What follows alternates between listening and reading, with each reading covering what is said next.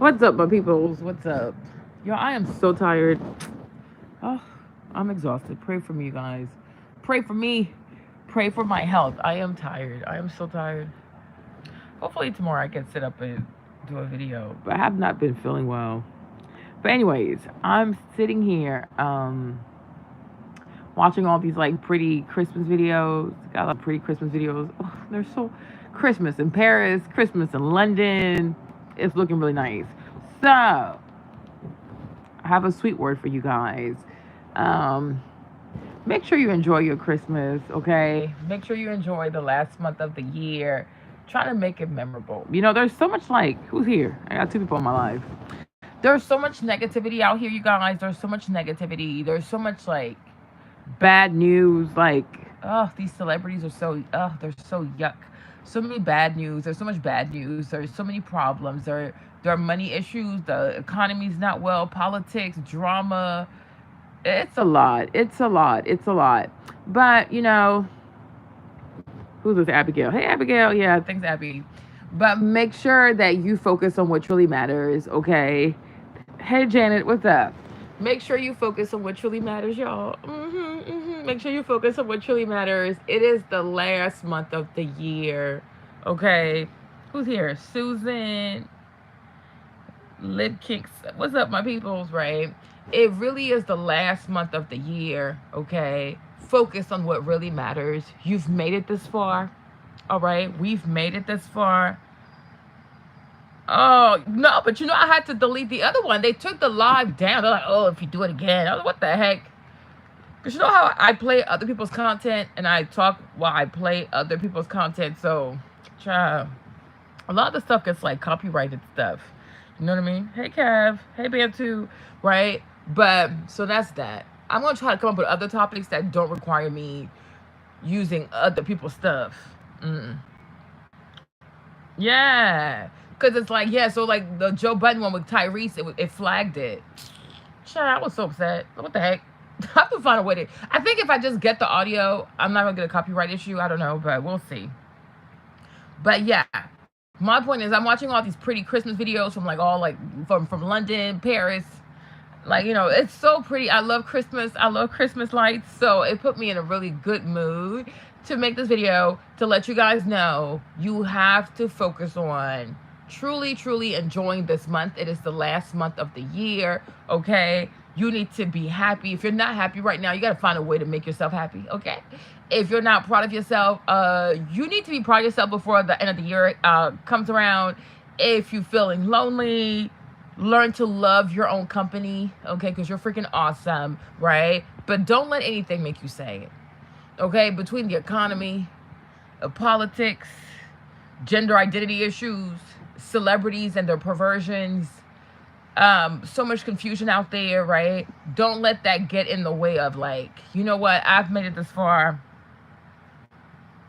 I'm coming into, you know what I mean? You've made it this far. We've all made it this far, right? Make sure you get yourself a nice Christmas present. If you got money like that, get yourself some nice Christmas presents, okay? If you can, go to the spa. You know, like really treat yourself, okay? Treat yourself, celebrate yourself. You know, thank God we've made it this far. It really was not an easy year, you guys. It was not an easy year. Hey, Bruna, only God knows what 2024 has in store for us, but sometimes you can't worry too much about what's about to happen. You have to live in the moment, okay?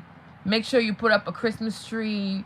Make sure you put up, even if it's like a small one, but make sure you put up a little Christmas tree, okay? Make sure you decorate. Make sure you force yourself to be in the spirit, you know, like seeing things positively. Be in the spirit of Christmas, okay? Be in the spirit of gratitude. God is good, okay? Things could always be better, but it is what it is. You have to learn to be an optimist. You have to learn to, like, you know, see the best in what you currently have, okay? But I think we did pretty good. I think we did pretty good. Yeah, y'all, we survived 2023. You know, we survived it. We were quite resilient. It wasn't easy, you guys. It was a lot. I had to move and stuff. I didn't want to move, but I had to move, whatever. It was a lot, but we made it, y'all. All 12 months. We did that shit. Like we really did. You know, I hope we have an even better year next year. But I just want you guys to like just enjoy your this month. Like enjoy this month. Enjoy December. No, 2023 had like it really had those hands. It had it was a lot. It really was a lot. But you can be so focused on like everything that's going wrong or like, you know, like the news, pop news, celebrity culture. You can be focused on so many other things that you forget, like, you know, this really is a special time of the year. You know, it's the last month of the year. So don't stay inside too much. You know, go outside. Be kind to yourself. You know, find things to do that will make yourself happy. You know, like, I don't know, maybe like have a little journal where you can write like positive things every day until December 31st of like every day you write something that encourages you, how you're proud of yourself, how you've grown this year. Like, you know, it's like we intentionally have to be positive. You know, we intentionally have to be positive. You intentionally have to speak life over yourself. You have to, and sometimes, you know, even when things are bad, but you really have to force yourself to see good in things, right? You have to really force yourself. Like, you know what? I'm going to force myself to be like, this is going to be the best Christmas ever. I'm going to have the best New Year's. I'm going to have the best food. I'm just going to go out there and enjoy myself. You know, take a bunch of selfies. Just, you know, buy some new perfume. Like, just treat yourself, you guys. Treat yourself. Even if you have no money, just go to the stores. Like, you know, go to the stores, go to Sephora, spray perfume on. Okay? Use all the samples. Get all the samples you can get. All right. Like, treat yourself, celebrate yourself. You know, just love yourself. You know, love on yourself. This December 2023, make sure you love on yourself. Love on yourself, right? Make some hot cocoa with whipped cream. You know, love on yourself. It gets better. Everything gets better. But we've made it, y'all. We've made it. God is good. We've made it. We really made it. We're about to see 2024. Oh my gosh. That's crazy. That's really, really crazy, you know. Oh, you guys, I love Christmas. That's why I came on here, just to tell y'all to like be happy. It's the holidays, you guys. It's the holidays. It's the holidays. Don't let anybody steal your joy. Don't let anything steal your joy. It is the holidays. It's the most wonderful time of the year. Yes. Okay. Enjoy yourself. Hey, Ruva. Enjoy yourself. Ruva, how's London? I'm watching like a video on London at Christmas time. It's really pretty. Like Piccadilly Circus and stuff, like Oxford Street. It's really, really pretty. You know, celebrate yourself. We made it, Kevin. We really made it. Like, you know, sometimes you just gotta be happy, man. I don't know. Because you could always be like, oh, I wish I had did this. I wish I had done that. I wish I had more of this, more. Child. Sometimes you gotta be like, you know what? I made it. I made it. I made it, y'all. So may God keep us safe. May the Lord keep us safe until we see the new year. You know, we might have to do a little party over here. Who knows? But you know me, I'm always breaking the rules. Playing music I shouldn't be playing. But, you know, dream. Go outside. See all the beautiful lights. See all the beautiful trees. See all the beautiful decorations, you know. Allow yourself to dream. Believe that next year is going to be so magical. Beautiful things are going to happen, you know. We also have an election next year, so make sure you brace yourself for that, y'all, because it might be a little bumpy ride. So that's why you really got to take this time and really enjoy the holidays, right? Money, no money, doesn't matter. Enjoy yourself. You can find a way to have fun. You can find a way to party, you know. You can find a way to enjoy yourself. You can find a way to party. You can find a way to, like, you know what? This is it. This is it. This is going to be the best Christmas ever. Money, no money. Friends, no friends. Family, no family. Even all by yourself. You can have a good old time, right? And like I said, if you plan it, you can be your own secret Santa. You can be your own secret Santa. And every day you can have something sweet for yourself. And celebrate yourself. I really want you to celebrate yourself. We should all celebrate ourselves. And the fact that we made it the best we could, you know. I wasn't as consistent as I wish I could have been with YouTube or like my fitness, but you know what? I did the best I could. I'll try harder next year.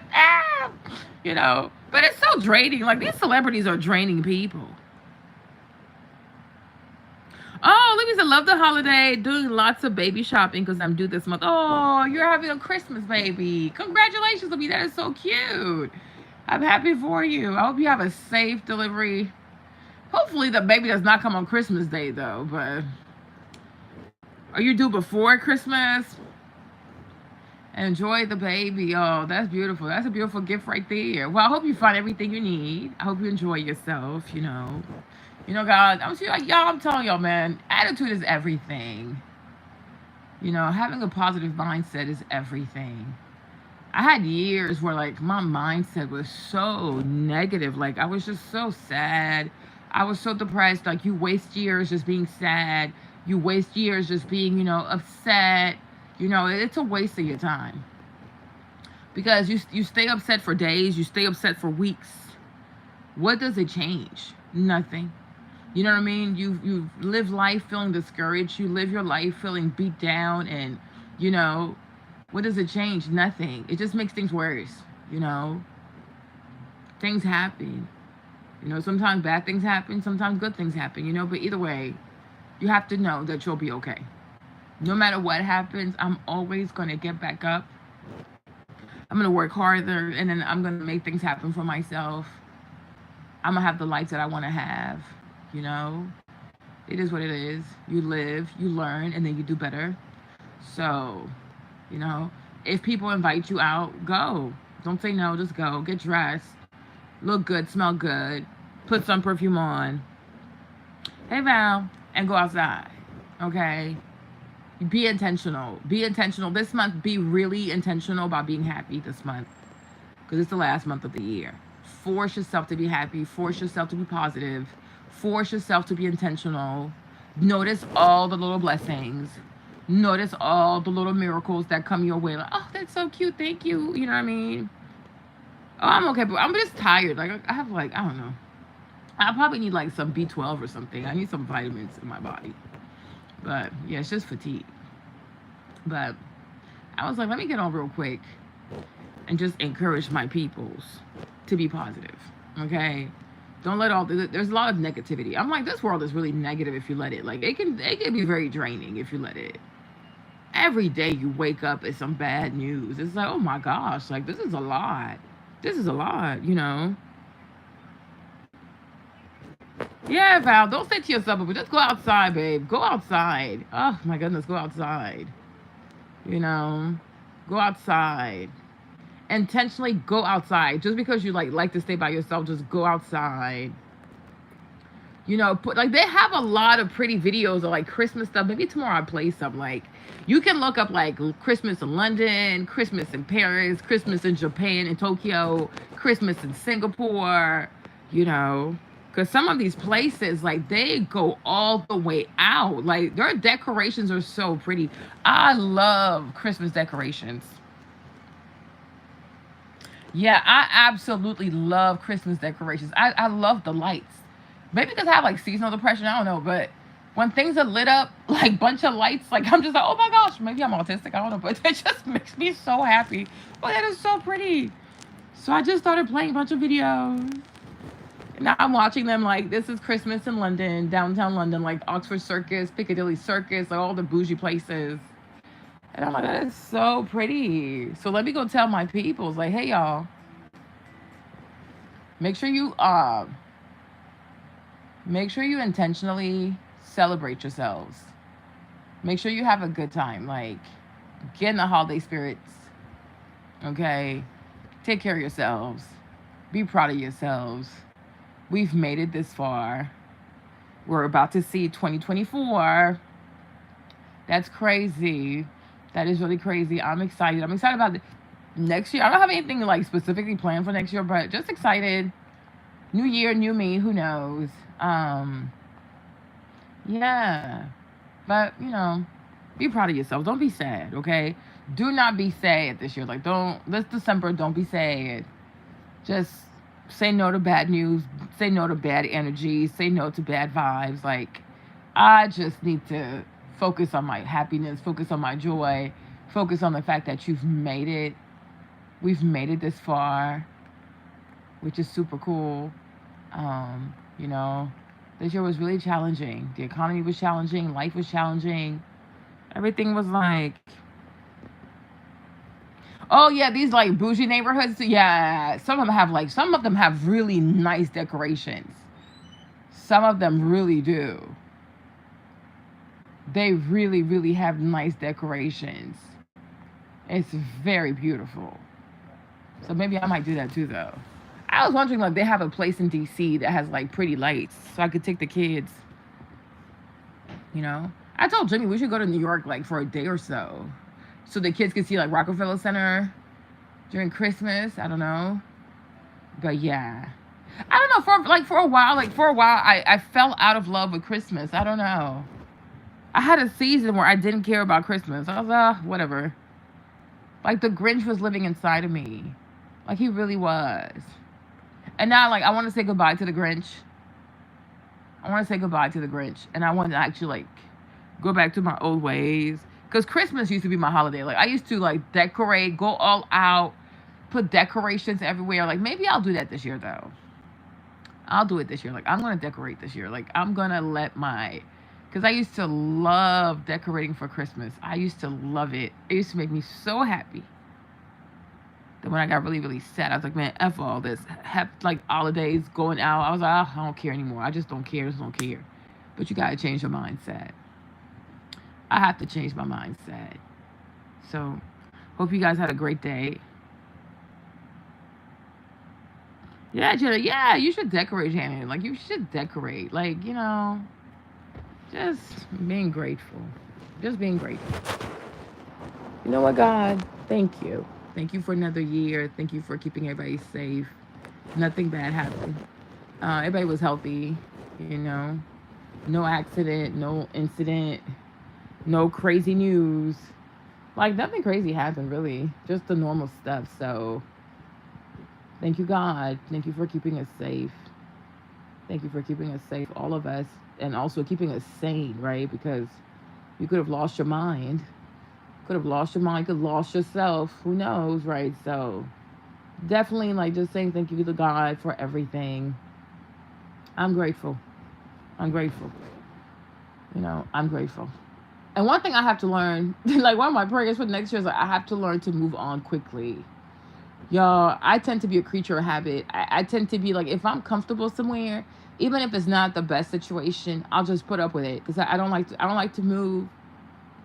I don't like to move. I don't like things to change. I just like to be like, I don't know.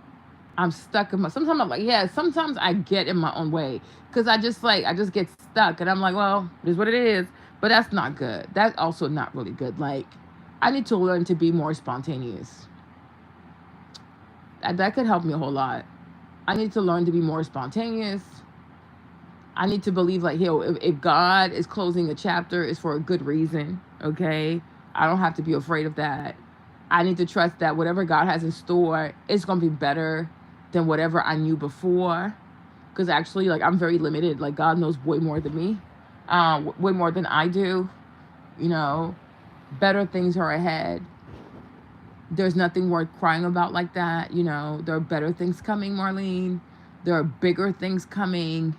You know what I'm saying? Yeah, I just get stuck in my ways sometimes. I don't know. And it can be very abusive too, right? But I'm going to stay, you know. For the longest, like, I was so, like, I'll give you a good example, right? Because I did say the word abusive, but you'd be like, what? But for the longest, I was just stuck. I was stuck on Instagram, right? Even, like, my stuff was not, like, for my business stuff, like, my stuff was not doing good on Instagram. My views were not doing good on Instagram. But because I just knew how to do it, it was easy. It was what I did. I didn't want to learn anything else, right? And the people were talking about TikTok. I was like, So I went on TikTok. I was like, oh, what is this? I ran for my life, right? Then I was like, okay, fine. I'll try TikTok again. And I was like, oh, no, this is too much work. So I went right back to Instagram. And the whole time, it's like, that thing is like, it's not moving. You're losing followers. Your views are not popping. Like, you know, but I just didn't feel like learning something new. Does that make sense? Like, that's why I say it's very abusive. Like, you post on Instagram, you put all your energy on Instagram, And it's like, you're not getting the result. Like, you're not getting, like, what you're putting in, it's not matching what you're getting out of it. But I didn't want to stop doing it. You know what I'm saying? I didn't want to stop doing it because I knew how to do it, even though it was not beneficial for me. I just like, well, I'm more comfortable with Instagram. I don't know anything about TikTok. I don't know anything TikTok, But I was just making excuses, you guys. I was just making excuses. You understand me? I was just making excuses because I didn't want to learn TikTok. Oh, thank you, Janet. You so crazy. I can't hear.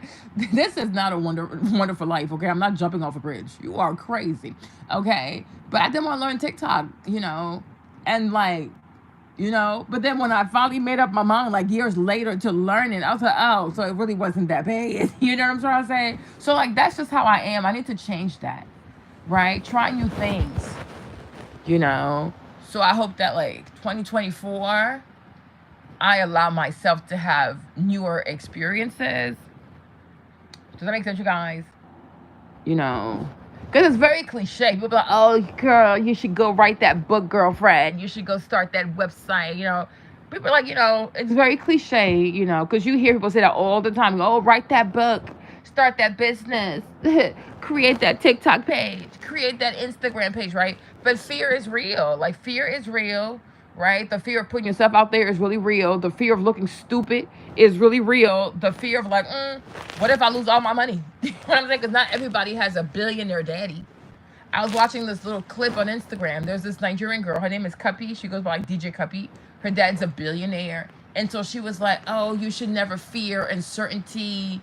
You should take chances. I'm like, Cuppy, shut up. Your dad's a billionaire. Okay? Like, no matter how bad you mess up, you have $1 billion safety net. So go somewhere, right? But not everybody has that, right? If somebody starts a business and they use their savings, if that thing goes left, there are real financial consequences to that for that person.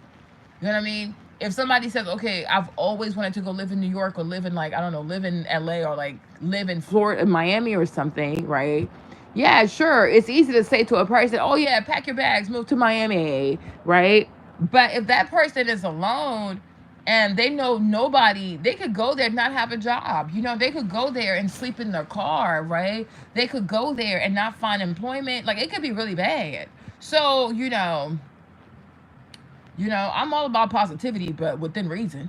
You know what I'm saying? So it's like, yeah, you give people advice, but you also have to understand why people are scared and why people are afraid. Some people are doing it all by themselves. Some people don't have support like that. Some people don't come from rich families like that. Some people don't have like that safety net. Like, so if something bad happens, something really, really bad is going to happen, right? So that's that too, right? But, otherwise you're like, yeah, be optimistic, be positive, believe in yourself. But just because you believe in yourself too does not mean when you try something the first time it's going to work out. But it's not a reason also. Yeah. Okay. But just because you try something for the first time, it might not mean it's gonna work out the first time. It might work out on the 10th time, right? And you still have to have enough money, enough faith, enough positive attitude to keep pushing until you get to like trial number 10. But a lot of people give up after the second or third failure because failure is not fun. Nobody wants to fail. You know what I mean? Like, nobody wants to fail. Like, it freaking sucks. And I can't stand when people don't tell the truth about that. Yeah, the fear is real. I don't like when people are like dismissive of people's fears, right? Because the fears are valid. If you're like DJ Cuppy and your dad is a billionaire, I mean, you can try whatever you want to try. Does it really matter? Because no matter what you do, your daddy gonna take care of you. So it's like, cool. But not everybody has a dad that's a billionaire. Not everyone has a dad that's a millionaire. So it's a lot easier to be confident. It's a lot easier to be confident. It's a lot easier to believe in yourself and say all these very cliche things when hey, I don't really need this to survive, right? If a person starts a business and they don't really need the business to live, it's more like, I do it because I can. I do it because I have the money, right? The pressure is different. If a person starts a business because they need to live, that's how they're going to eat, pay their bills from that business, right? The pressures are different. Because one person is doing a business for the fun of it. The other person is doing a business to live, like to survive. They don't have the same type of pressure, right? And if they fail, it's not going to affect them the same. The one who's doing it for the fun of it is like, well, I just want to try. I wasn't really sure about it anyway, so it's not a big deal. Try another one, right? But the one who was really doing it to live off of it, if it fails, like it can really break your heart. Like, wow, like what does that say about me? So it's a lot. It really is a lot, right? I think like sometimes like people don't understand that about you, right? Like that's why for me, like I'm just gonna be honest, like for me, I had to take a whole year off. Like mentally, I need a break, y'all. I was so tired, you guys. I was so tired. Like, what is like? Is something wrong with me? But it's not that. It really isn't that. Like, nothing is wrong with you, girls. Just because you do something does not mean it's gonna work out. It's nothing personal, right? And there's a lot that goes into it too. But I was like, I need to take a break. I'm tired. My head hurts. My body's tired. My brain is tired. I even felt like I had like spiritual fatigue. I don't know how to explain that. You know how like you can sleep like 8 hours, 10 hours, and then you wake up and you're still tired. It's not so much like your body is tired, it's like your spirit itself is tired. It's just you know. So I was like, child, I am like spiritually, I'm physically tired. Intellectually, I'm tired, and then physically, I'm tired. So I was like, I needed to rest. I'm like, I need to rest. I just need to rest. You know what I mean? Hey, Mina, I like you need to rest, and it happens. So I'm grateful. I'm grateful I was able to rest and think about a whole lot of stuff. You know what I'm saying? But fears are real, you guys. Fears are real. Fears are valid. It's all about finding a healthy way to live with your fears, right? Because sometimes, like, if you need your help for what? Hey, Adrian. Because sometimes, like the thing about like sometimes if you're like really like churchy, very, very crazy spiritual, you can be like, oh, F my fears, I'm gonna do it regardless, right? And I'm like, that's not very prudent. Okay. Fears are legit. Fears mean something, right? I think like fears are a way for nature, for God to tell you, you might want to think about this even thoroughly before you do it. Not that the idea, like fear of failure, fear of like, what if I put my money into something and I don't get it back? What if I start a page and I get no views, right? What if I start talking and people make fun of how I talk? Fears of many things, right? Fear like, what are people going to say about me if they see me in this context? Like, fear. A lot of us are held back by fear. You know what I'm saying? But on social media, everybody acts like, oh, I'm so confident. I'm a boss bitch. I'm a this. It's like, girl, shut up. We all have fears. Everybody has fears. Like, you have fears or something, right? So it's like, I'm like, for me, I'm like, they're real. They're valid. You just can't let them cripple you, right? But you can use your fears to kind of help you to do something. Okay, so I'm afraid of this. But it's like, why are you afraid of this? Like, let's go back to my little TikTok example, right? Okay, you don't want to do TikTok. You're afraid of TikTok. Why are you afraid of TikTok? Well, because I felt like you had to get on there and dance. And I'm like, I'm not dancing. I'm not doing all these little dances. Okay, I'm not doing that. So I just closed the app, right? Instead of saying like, okay, why are you afraid of TikTok? Oh, I'm afraid of TikTok because I feel like it's a dancing app. Okay. Do you think everybody on TikTok dances? Seems like it. Have you checked to see if everybody's on here dancing? No, I have not. Okay, cool. What else do you fear about TikTok? Well, I feel like it's a different environment. Like the posting is different, the layout is different. Okay. But when you started Instagram, did you know how to work Instagram? No, I did not. Okay, cool. But then how did you get to be good at Instagram? Well, I looked at other people. I copied what they did. I did this. Da, da, da, da, da, da. You understand? So it's not to say don't have fears, right? But explore your fears. Okay, why are you afraid? Right? I'm afraid of this. Okay, great. But why are you still afraid of this though? Right? Have you tried to learn more about this? Like another thing too, like right now, I'm telling a lot of I'm such a hypocrite. Oh gosh, you guys, I'm such a freaking hypocrite. But I have valid reasons for being a hypocrite. But I've been telling a lot of my friends are like they still have their businesses open. I've been telling them to start a TikTok shop. You guys, I truly believe in TikTok shop. You like really want you on there yet? Because I have PTSD when it comes to like selling. but they're still selling, right? No, no, I did. No, they were. That's the thing, though. He said they were popular, right? Because I took my time because I changed my attitude. Don't told you. That's what I'm trying to tell you. I've had that little TikTok. I've had my TikTok account since like 2019, actually. If you scroll all the way down, but every time I would open the app, I would feel overwhelmed. So then I would shut the app and not think about it for another 6 months, right? And then I would go back in there. I'm like, oh crap, these people are still dancing. So then I would close the app. Makes sense, right? Instead of telling yourself, like, okay, I feel overwhelmed by the dancing, but let me see if there's something else on this app I could see myself doing. Like, don't make, like, for me, I'm okay. Here's what I'm trying to say. Okay, I feel like I should be on camera right now, but here's what I'm trying to say. Right? You have a fear. I'm saying is your fear is valid. It is not invalid. But what I'm saying is, don't let the fear become a wall. Instead, you need to explore your fear. Like, okay, I am afraid. Great. But don't just stop there. You need to ask yourself, well, why are you afraid? Like, what about this thing is scaring you, right? And then you just start peeling the layers of your fear. And you might be like, oh, okay. It's not so much that I'm afraid of this app. I'm afraid of, can I understand how this app works so that I can create content that resonates with people? Then you'll say, well, you've done content on other platforms and you were quite successful, so you can do it again too. Now, I'm not saying it's going to happen overnight, but given your previous history, you have it in you to find content that can resonate with people, right? So, yes, like Mina said, she said, yes, sis, I was fearful of putting a new bid of a new position at work because these are people I have to work with. But I told myself if I don't, I'll regret it and learn to face them head on. Exactly. Right?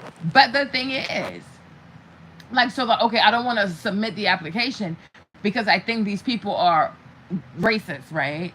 So I think they're not going to be able to look besides my skin color. And so is it even worth embarrassing myself, right? Because I'm going to submit my application and they're going to laugh at me like, oh, this black girl, she thinks she's going to make it. You know what I'm saying? Right? But then, which is a very honest way to feel. Somebody could be like, well, that's emotionally immature. Is it factual? How do you know this for sure? Are you sure it's not like society and social media that's making you see racism everywhere, right? But then once you feel that way, which is an honest way to feel, but something else could say to you, but you know what?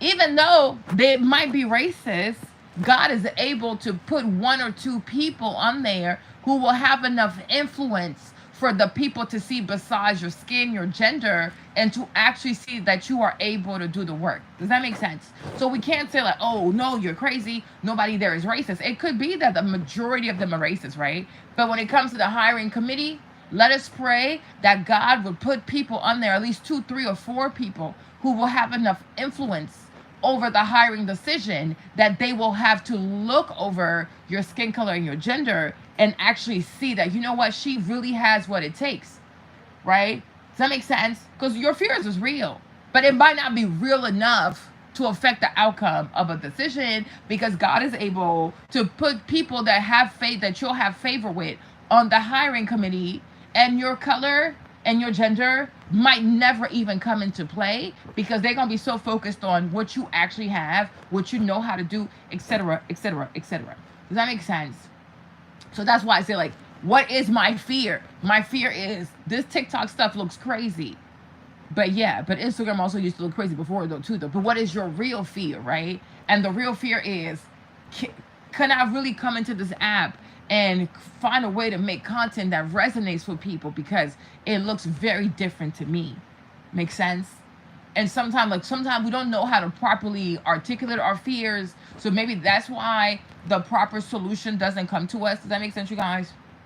That's what I'm saying, right? So 2024, it's not that I don't think anybody can ever live a life without fear. I think that's human nature, right? Unless you've done something, you will have fears about it. You will have your doubts about it. But it's like, what is my fear? And then like you have to dive deeper into your fear until you really, really understand what you're truly afraid of. Like, okay, I might never be able to get rid of this fear. But what I can do is X, Y, and Z, so that at least I feel like there's something I can't get rid of it, but I can learn to live with it, or I can learn to work around it. You know how like in the Bible, like, there's a passage where like the Apostle Paul, he was asking God to remove a pain in his side, right? And God said, nope, I'm not going to do that because my grace is sufficient, right? So my fear is real. My fear might always be there. I don't know. But one thing I do know is that God's grace is sufficient, right? So you don't have to be stuck in one position. You don't have to be stuck in one situation. You don't have to be stuck in a specific place because you feel like there's no way for me to move past this because I'm afraid. No, you have every right to be afraid, but you should know that God's grace is sufficient, right? God's grace is sufficient, and you can move out of this. The fear is going to be there, but while you're afraid, you can still work, right? While you're afraid, you can still put like one foot in front of the other, right? While you're afraid, you can still study. While you are afraid, you can still learn about something, right? So fear doesn't stop you from learning. Fear does not stop you from improving on your skills. Fear doesn't stop you from asking for help. Fear doesn't stop you from reaching out to other people. Hey, could you give me advice on X, Y, and Z? You know what I'm saying? So like, let us not let our fears stop us from reaching our goals. Make sense? So that's why it's like, so for my other friends, I've been telling them, yeah, like it's a real thing. Fear is a real thing. Fear is we all have it. I don't care who you are. I don't care how big you are. I don't care how successful you are. Everybody has some type of fear because we all have dreams. We all have goals. Like we all have aspirations, right? So my other friends, I was telling them to do a TikTok shop because I was like, I really believe in TikTok shop. So a TikTok shop, if you have a business, you can sell your products on TikTok. And so if your product goes viral or if a video goes viral, people could just buy it right then and there on TikTok, and people are loving it. And the thing I love about TikTok shop compared to Amazon is like people go on Amazon just to buy something very specific. Like, oh, I'm on Amazon to buy this, they're out, right? TikTok is like people are there to engage, consume content, and they can shop, right? So it's everything in one. So TikTok shop, people can buy on there, they can leave reviews, with pictures. You guys, it's crazy. It's really, really crazy, right? I'm like, oh, that's cool. Like if I was in the right frame of mind, I would do it. If I had the right energy, I would do it. And if I had the right team also, I would do it. So I was telling my friends, like, y'all need to get on TikTok shop. Get on TikTok shop and start promoting your stuff on TikTok and let other influencers promote your stuff on TikTok shop because you just never know. There are people there are companies, there are brands that have blown up like crazy. I'm talking like 3,000 orders a day, 20,000 orders a day. Crazy stuff. Like some people have there's this black girl, Stormy. She's telling the truth though, but she said that she got 75,000 orders for Black Friday. And most of them are from where? TikTok shop. Okay. So I really believe in it. And like in Asia, they have this whole like live streaming on TikTok. It's really, really big. And I do think eventually live streaming for shopping, it will be picking up in the US. So I feel like companies are already on there. They're going to have a heads up, right? Plus, I've read another article today about Tarte and how Tarte is making so much money off of TikTok shop. They're making so much money off of TikTok shop. It's pushing people to go into the stores and buy more Tarte products, right? So I was like, yo, you need to start this. But she was also afraid. I'm like, girl, stop being afraid. Like, this thing actually works, right? Don't just say, oh, I don't feel like doing this. And now I used to be that way too. Like, oh, because, for example, if you have to start a TikTok shop, if you already have a website, that's one thing. You can pay. There are companies that you can pay to link your Shopify to your TikTok, or you have to pretty much restart your website over on TikTok, right? So if you've ever had to do a retail e-commerce website, that thing is so painful. Like it's so draining. Like you have to write. You gotta have the pictures. You gotta put videos up there. You have to write your descriptions. You have to put the weight. You like a child. It's a lot, right? It really is a lot. So you'd be like, man, why would I do that? I don't want to do that again. You see that? That's the old me coming back. But I said to her, like, yeah, it's not going to be fun. And instead of trying to put your entire website with all your products on TikTok, maybe what you could do, maybe start with 4, start with 5, right? So if you want to do something, okay, okay, fine, I'll do TikTok shop, right? But then it seems overwhelming. Like I have to, if I have 100 products, or if you have 200 products, or if you have 300 products, to tell a person to put all these products one by one physically on a TikTok shop, it is overwhelming, you know, and that's legitimate. But what you could say to yourself is what? Maybe I'll just do like 3 or 4 at a time, right? Or you say, okay, like every month I'll just do 30 products a month. So that's like you putting up 1 product a day, right? So by the time you get to the end of the year, you should have all your products up there. Because you don't always have to do everything at once, because sometimes it really does feel overwhelming. And if it's just you, or if you don't have a big team, yeah, it's overwhelming. Makes sense, you guys? It's overwhelming. So I had to learn that too. It's like, sometimes when there are things that you want to do, you have to learn to cut the stuff up into like smaller chunks that are bearable for you, right? Where it's like, okay, I'm doing it. It might be slow, but at least it's not overwhelming, right? And because it's not overwhelming, I am more likely to show up and do it every day, or do it like once a week, or do it twice a week, because I'm not feeling overwhelmed, right? When you don't feel overwhelmed, when you do stuff in smaller chunks, it's more reasonable.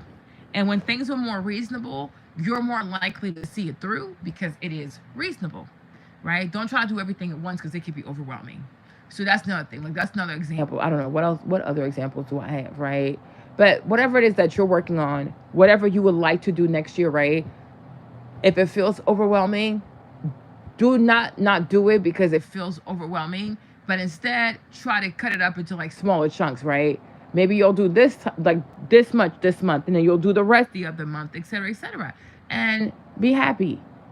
Don't say, but oh, this person was able to do X, Y, and Z in the whole month. Well, they're not you, you're not them, and you don't know what kind of resources they have, right? You don't know what, like, sometimes people might have way more than you, so that's why you shouldn't compare yourself to other people too. I read this article. I read this article yesterday about this other brand, this other makeup brand, right? It's called Umoa Beauty. Y'all know, like, it was like it is a black-owned beauty brand, by this lady named Sharon, right? And they were talking about, like, I guess they're like filing for bankruptcy or something really crazy. And when I was reading the article, it was so crazy because when she started her makeup line, she had $3.5 million in investment, right? So you fast forward to today, I think she had, like, the board made her step down as the CEO. So I guess they kicked her out of her home company, so she got kicked out. They've changed CEOs, like, they have all these lawsuits, like, it's a lot of drama going on over there. And I was like, that's so crazy, because I know for me, for the longest, like, I used to feel so bad, like, oh, maybe if I had more money, maybe if I had more investors, maybe if I had more of this, right? But to see that you even have people who started with way more money than you, right? And they themselves didn't succeed. Like, they themselves didn't make it far. At least I chose to, like, take a break. Like, I'm going to shut down for a little bit, right? But it's like, it really made me feel like, wow, like, don't feel bad about yourself. Do not feel bad about yourself. Because there are people out there who have way more money than you, or have access to way more money than you. There are people who have bigger teams than you, and yet they're not going to make it, right? So if you do something by yourself and you can only afford to do something small, or you can only afford to do, like, one step at a time, you can only do this and then you have to wait for that, be proud of yourself, because you're going at your own speed. You're doing what you can afford. Hey T, you know what I'm saying? So learn to be happy. Like, I'm serious, don't compare yourself to other people. Because I remember her, like, Sharon, she used to go hard. Like, she had Jackie promoting her stuff. She had Patrick Star, not Patrick Ta. Child. She had all these little influencer. One time she threw a party. She had Jordan Woods. She had Burna Boy, because she was just burning through cash, trying to force people to like her brand. And it flopped. Because I'm like, it goes to show you. Let me tell you this too, right? Not to be messy, but maybe I am being messy. But it just goes to show you too, like, influencer culture, it's not always financially lucrative. A lot of time you pay influencers and you have no sales. You know what I mean? A lot of times you pay influencers and nobody buys the product. Like, nobody buys your product, right? And you think like, oh, but that so-and-so if I do a collab with them or if they wear my product, like I'm gonna have these crazy sales, right? And sometimes it's flatline like a cardiac arrest, right? So I'm like, you have to learn. So you might be like, oh, I can't afford to have this person promote my brand. I can't afford to have these influencers. But sometimes God might actually be doing you a favor, okay? Because you might be throwing your money away. You might be throwing your money away.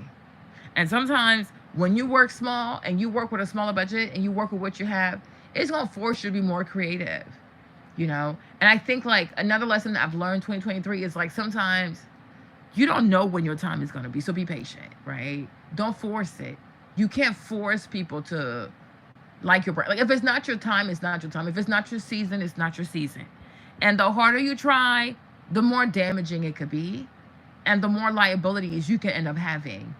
You understand what I'm trying to say? So that's one thing I've learned, and for that I thank the Lord. You know, because you go to these stores, like, you know, I remember when I was like a few years younger though, but you're like, oh my gosh, like I would love my brand to be like a Too Faced, like a Benefit, this, and that, right? You want to be like those brands. But then it's like, you got to remember, these people started their brands in like 1975, 1986, 1991, 1998. Like they had their struggle years too. You know, now they're like 20 years in, 25 years in, 30 years in. So it's like, child, that's a long-term vision, right? So be patient. Be patient and stay in your tax bracket, right? And then do like work with the people that you can afford to work with. Don't do too much.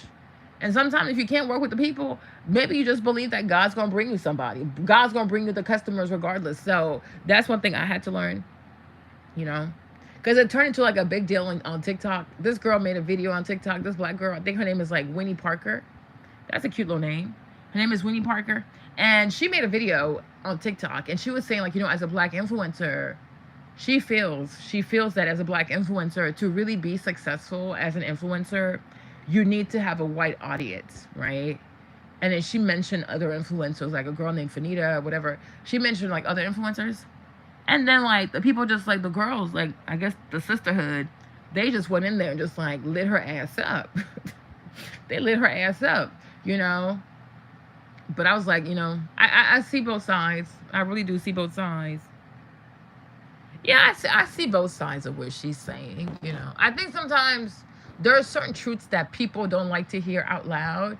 Especially, I think the girl with the problem with Winnie, you know, some things she said. I mean, I think some of the things she said were true. You know, I just, you know, I guess if you're black, if you're a black woman and you watch her content and you hear her say that, you know, it can make you feel like the fuck. What you trying to say? Am I supporting shit? Because I guess she did like a video for Macy's. She had a sponsorship for Macy's, and I guess the video didn't do well. TT said she should have wrote that in the journal. Yeah, you know what I mean? Because there's certain truths, even though it's like, you know, we can't deny that if you have a crossover appeal, like, you know, white, black, or Asian, whatever, if you have a crossover appeal, you're going to make more money. You know what I'm saying? Like, that's a fact. But I feel like, so I get where she's coming from because I felt that way too. But I also feel like if you're black and if you're a black woman and you watch her content and you supported her content, it's like, then fuck you too, bitch. Like, what the fuck you trying to say? You know what I'm trying to say? So I get that. You know what I'm saying? So I was like, Winnie, you know. And then she only has, I mean, it sounds crazy, but yeah, she only has like 125,000 subscribers. So I feel like, you know, certain truths, like, you know, this thing, even I had to learn that when it comes to social media, it really is a game, right? When you're not really, really that big, there's just certain truths you can't say. Like if you have 1 million followers and you say certain things, people are not going to roast you as hard because the size of your audience, they don't want to get chewed up, okay? When you're not that big of an influencer and you say certain things, you don't have enough of a big audience to afford being honest. Like you're up and coming. So when you're up and coming, even though certain things might be true or factual, just don't say them because you can't afford this. Like you can't afford this heat. You don't have it. Like you don't have the following. You don't have the years in the game. Like, you know, you're not there yet.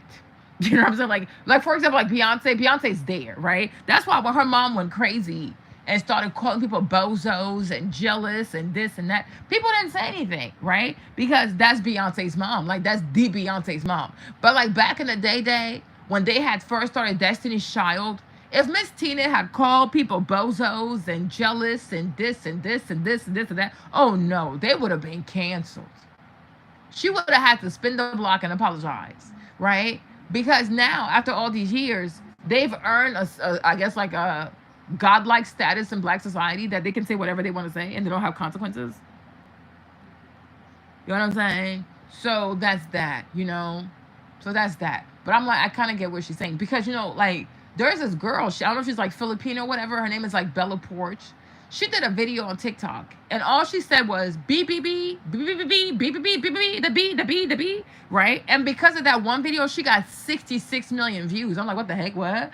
You know what I mean? Like you can see all types of madness with like white content creators, Asian content creators. They can do the most stupid, goofy, uncreative, with the least amount of effort type of work. And they get crazy views and they get crazy sponsorships, right? And a lot of times, yeah, you do feel like the Black girls, they do work a little harder and they don't just get that type of virality. So when you create content, I understand how that can be really upsetting. Like, what in the world? Like, why is Bella Porch relevant? Seriously, right? So there is this unfairness sometimes, you know. I can't even lie to you. I've had moments where, like, you know, maybe if I was white, my life would be better. I can't even lie to you. I really cannot lie to you, right? Because you feel like sometimes when you're Black and people see your complexion, it's like they put a cap on you. For as much as I don't agree with like Michael Jackson like bleaching his skin and trying to look like he's all Korean and stuff like that. But it's like, you know, when it comes to Michael, when it comes to Michael Jackson, you know, I kind of understood because I'm like, if he had remained like dark skinned Michael Jackson with the big nose and the afro hair, could he have been the king of pop though? You know what I'm saying? Like, real question, could he have been the king of pop? You know? So I like, you know what I'm saying? I get that. You know, we don't want to, like, I don't know. I feel like if you're a Black person, you don't want to let your people go in a certain way. But I kind of get that. Like, even when Beyonce came out like super white, I was like, what the heck? Like, girl, what's wrong with you, right? Are you having like your Michael Jackson moment?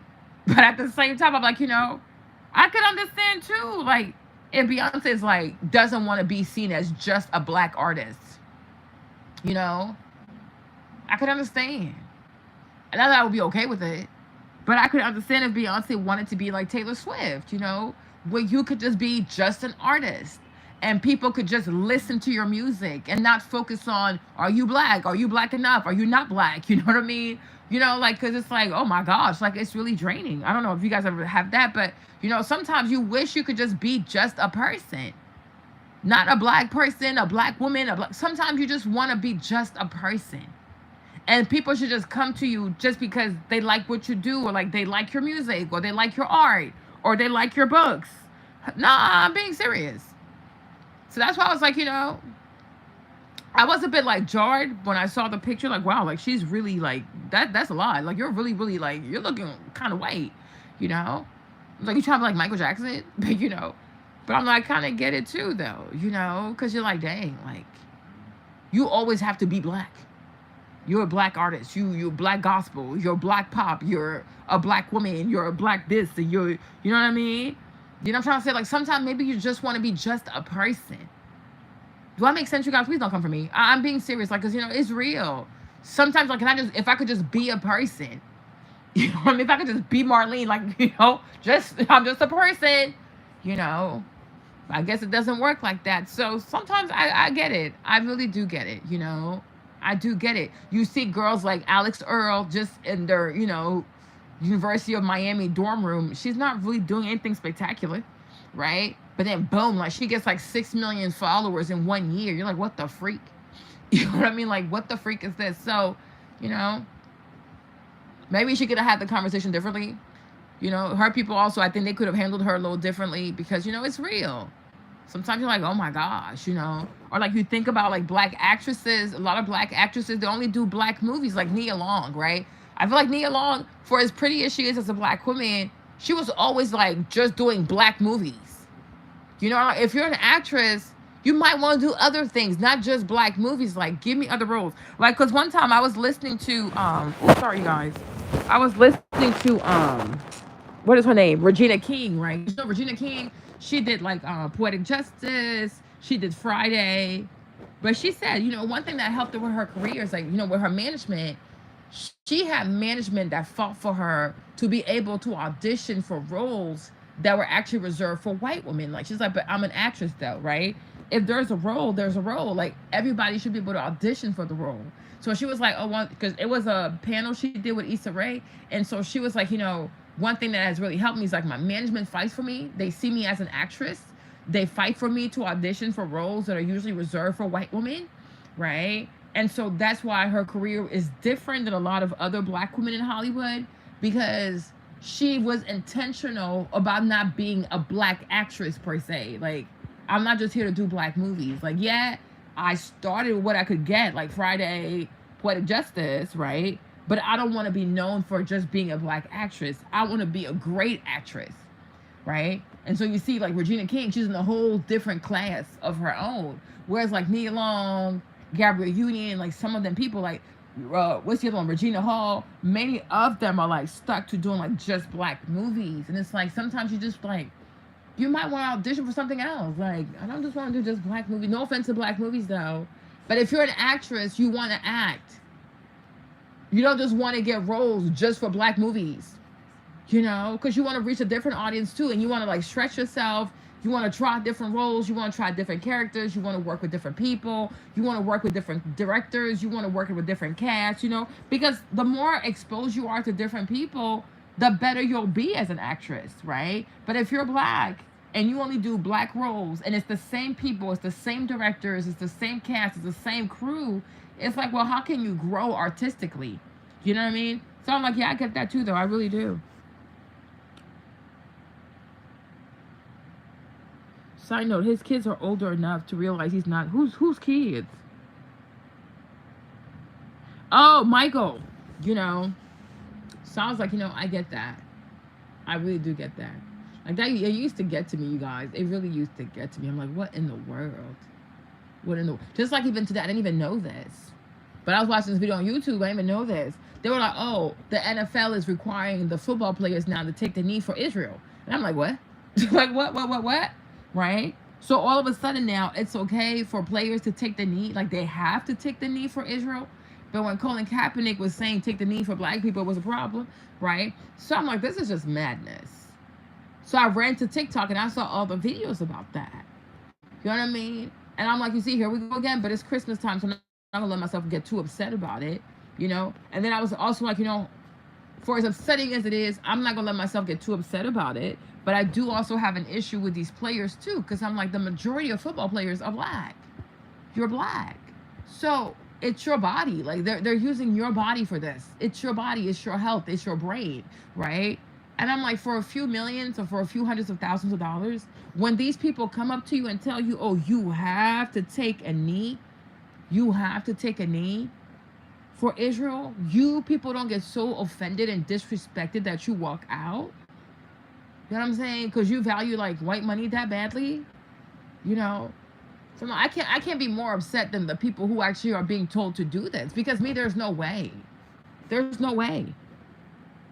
Yeah, I was so shocked. Like, I don't know. I'm like, you as a black person, you guys as black men, as black players, when these people, like the teams, the owners, the commissioner, when they're coming to you and they're telling you that, oh, remember what we said about not taking a knee for black people?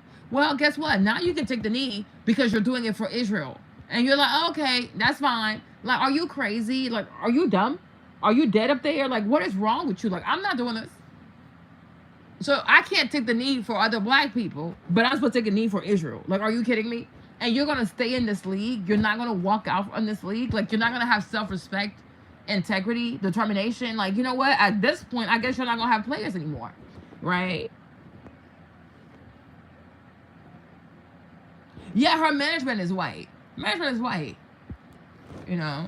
the thing about Regina King, she talks about, I'm telling you, you can find the podcast. Maybe we can play and watch it together. You can find it. It was a panel with Issa Rae. And she talked about growing up because she's from California.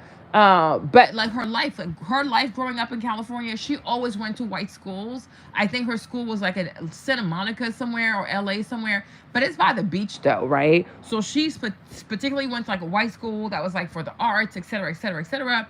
So she said going to that white school having recess by the beach, etc., etc. Like it opened her mind to like what is possible and what she could have and what she could ask for. You understand? So I guess like when she starts her career as an actress, she gets. She even did that other show, 619. It's like a sitcom, right? Because she was acting as a kid too, though, right? She did that one show with Jackie, the mother from Sister Sister. She did that one show. She did that one sitcom. Then she has Poetic Justice. She had Friday, but she said like she was intentional on not being pigeonholed as a black actress because she wanted more for herself, which she did. I mean, like you see it like for the Emmys, for the Golden Globes, like all them big shows, like the Oscars, the Emmys. Like Louis Vuitton, 222, yeah, 227, exactly, right? But you see it like what it's like, Oscar season, Oscar, the Emmys, the Golden Globe, because I think she has a partnership with Louis Vuitton, right? They dress her, they fly dresses from Paris for her. Regina not to be played with. She's not to be played with. And it's so crazy when you hear her talk, like she's so down to earth though, like she's crazy.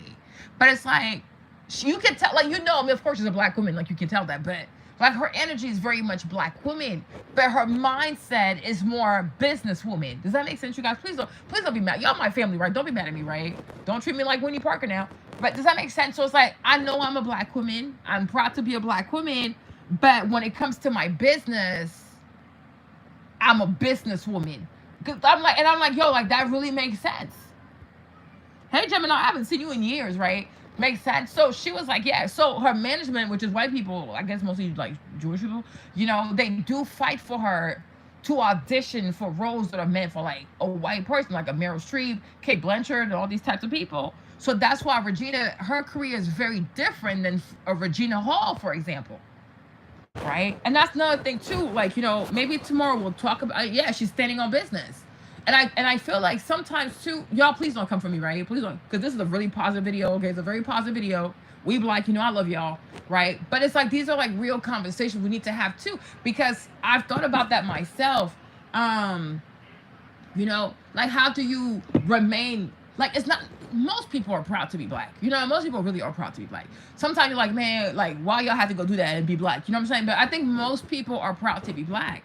But at the same time too, though, like everybody has dreams and ambition, and sometimes like for your dreams and ambition to come true, you have to cross over, right? And a lot of times too, I feel like if you're a black person, you might be scared to cross over, because a lot of times when you cross over, you're seen as being disloyal, you don't like black people, you were just using black people. You know what I'm trying to say? Like it can be really frightening, right? Because sometimes I do feel like our people don't understand, like we need to be able to do the same things that white people do.